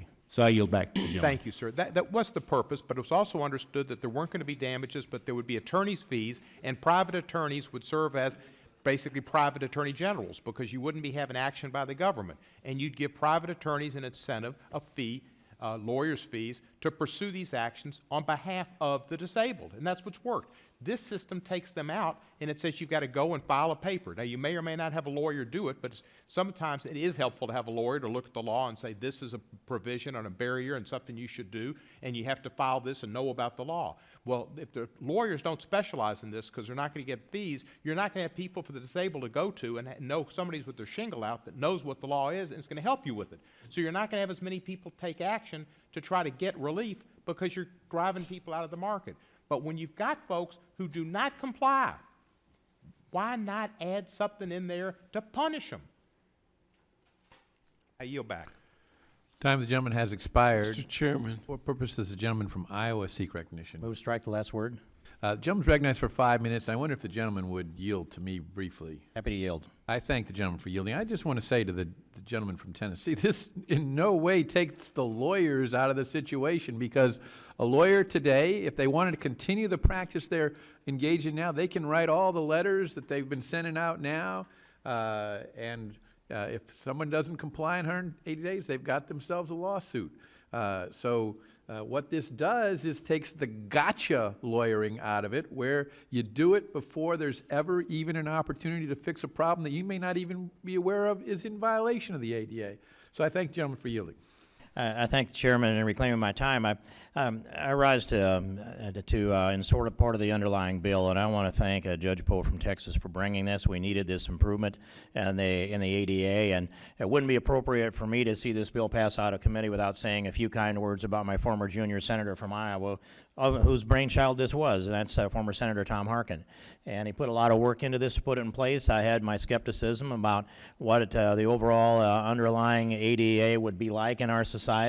It spent a lot of money in some places I thought it wasn't so wise, but it helped a lot of people in ways that I didn't anticipate. And I'm very glad that it is in place, and I'm glad that we're putting the prudent fix on it here today. But with my colleagues, especially on the other side of the aisle, I wanted to make a point about unintended consequences.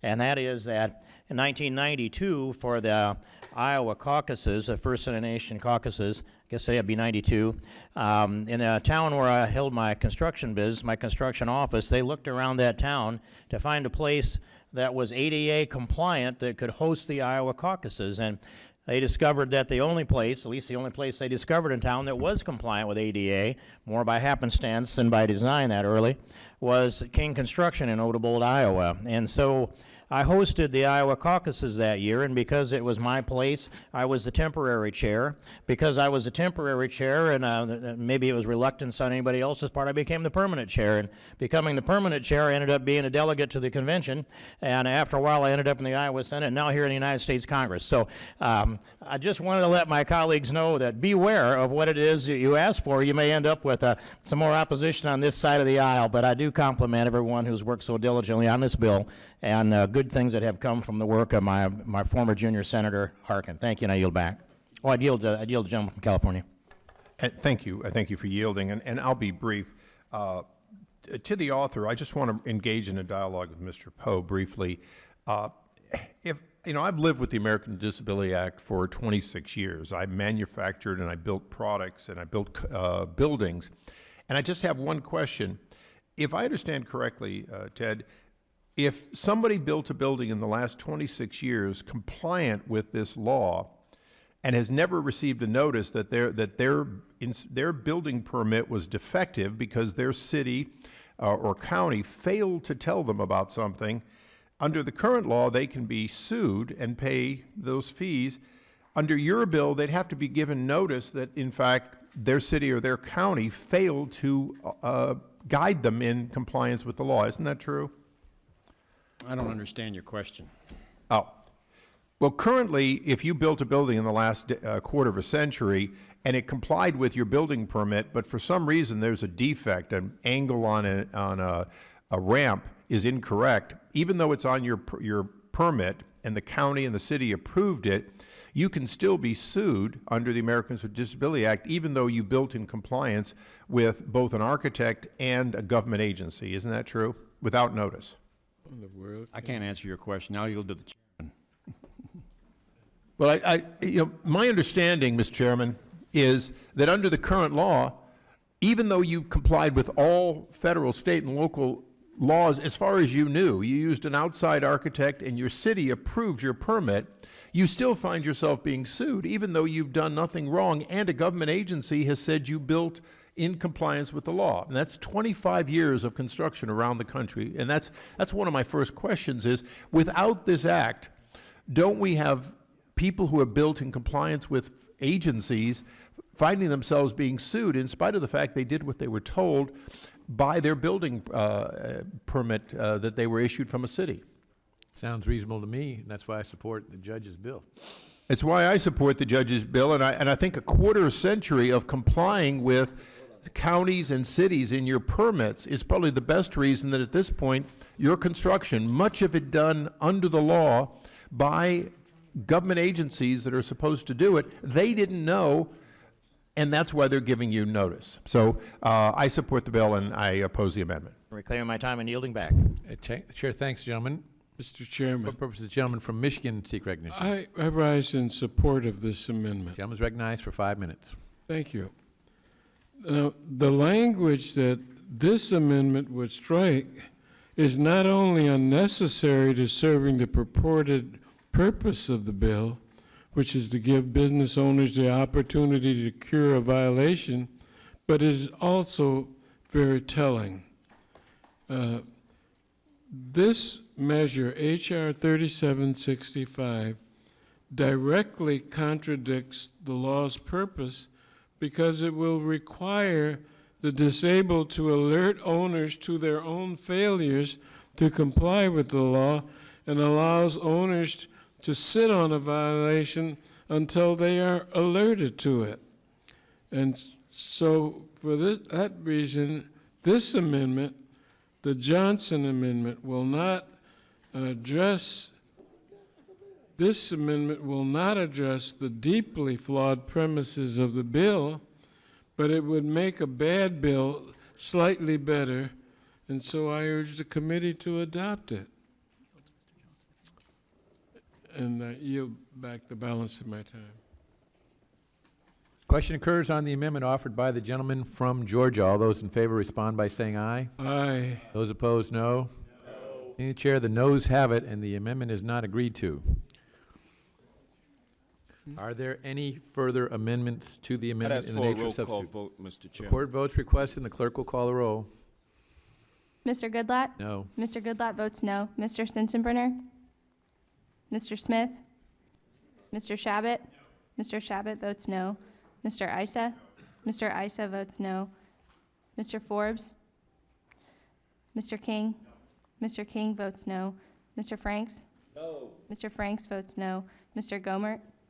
Mr. Gomert votes no. Mr. Jordan? Mr. Poe? No. Mr. Poe votes no. Mr. Chaffetz? Mr. Marino? Mr. Gowdy? Mr. Labrador? Mr. Farenthold? Mr. Farenthold votes no. Mr. Collins? Mr. Collins votes no. Mr. DeSantis? Ms. Walters? Ms. Walters votes no. Mr. Buck? Mr. Buck votes no. Mr. Ratcliffe? Mr. Ratcliffe votes no. Mr. Trott? Mr. Trott votes no. Mr. Bishop? Mr. Bishop votes no. Mr. Conyers? Aye. Mr. Conyers votes aye. Mr. Nadler? Ms. Lofgren? Ms. Jackson Lee? Aye. Ms. Jackson Lee votes aye. Mr. Cohen? Mr. Cohen votes aye. Mr. Johnson? Aye. Mr. Johnson votes aye. Mr. Pierluisi? Aye. Mr. Pierluisi votes aye. Ms. Chu? Mr. Deutsch? Mr. Gutierrez? Ms. Bass? Mr. Richmond? Ms. Del Bene? Ms. Del Bene votes aye. Mr. Jeffries? Mr. Cicilline? Mr. Peters? Mr. Peters votes no.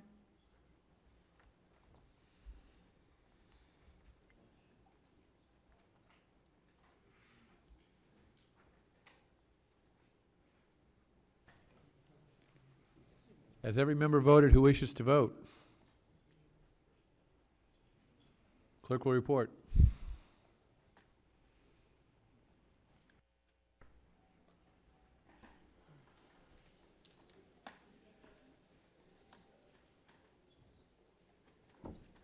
Mr. Chairman, 6 members voted aye, 15 members voted no. And the amendment is not agreed to. The question is, Mr. Chairman, for purposes of the gentleman from Tennessee, seek recognition. strike the last word. Gentleman is recognized for 5 minutes. Thank you. I've tried to make this system work better today. I've offered a constructive amendment, and I appreciate Mr. Peters, but there's been no effort to work anything like that that would only punish bad apples to become part of this law. Mr. Conyers made a good point. With Mr. Johnson's amendment, the way this bill is, the ADA doesn't start until you get a notice.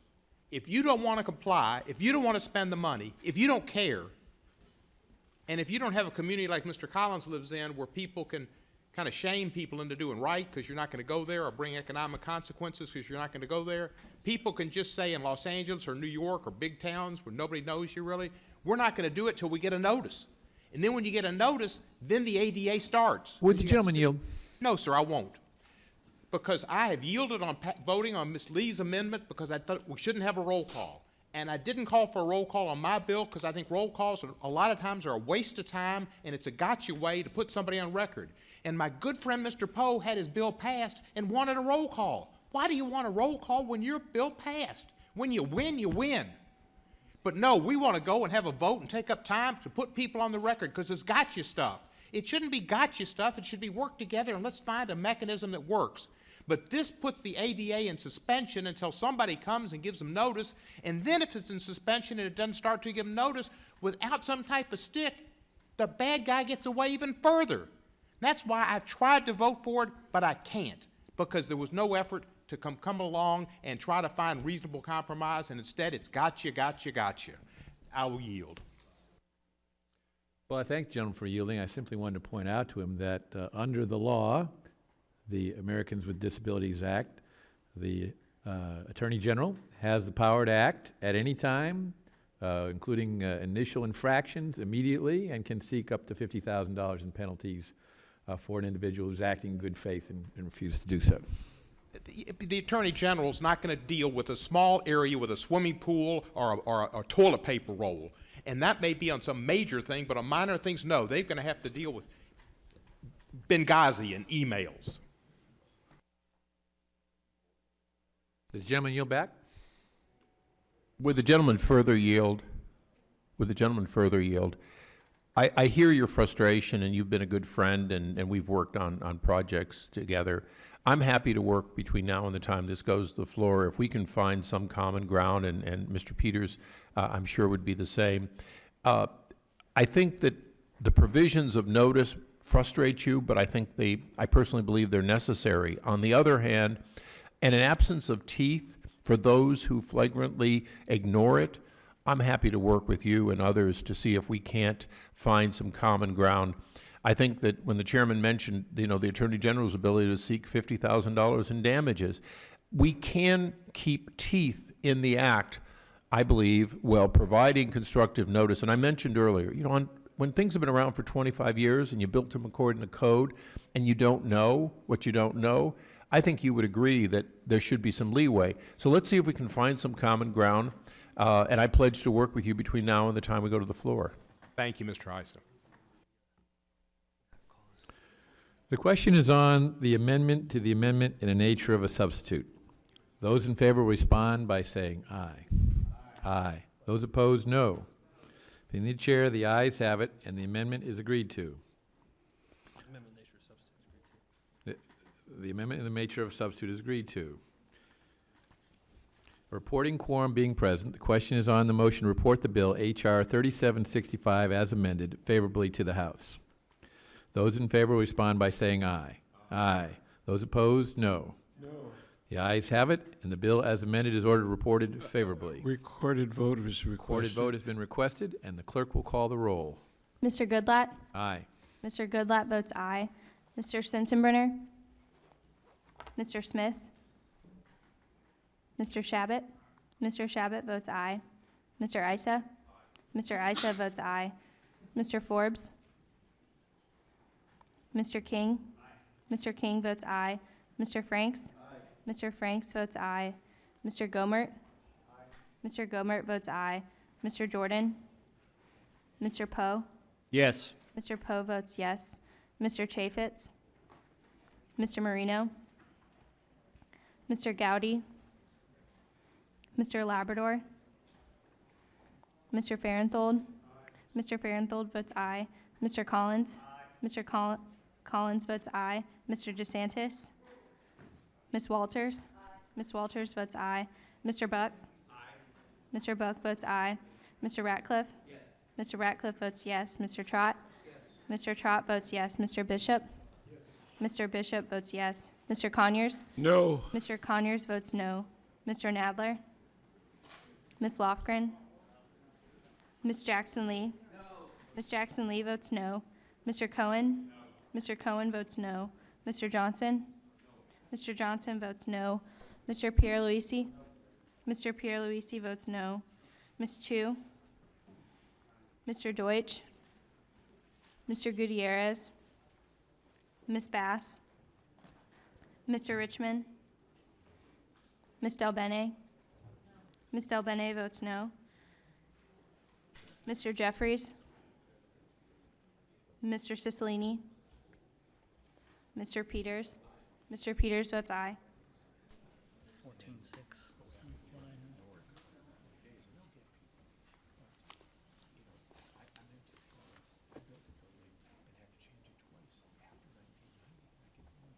Has every member voted who wishes to vote?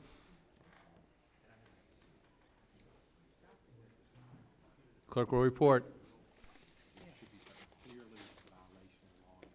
14 yes and 5 Mr. Chairman, 15 members voted aye, 6 members voted no. or 6. And the ayes have it, and the bill as amended is ordered reported favorably to the House. Members will have 2 days to submit views, and without objection, the bill will be reported as a single amendment in the nature of a substitute, incorporating all amendments, and staff is authorized to make technical and conforming changes. This concludes our business for today. Thanks to all members for participating, and the markup is adjourned.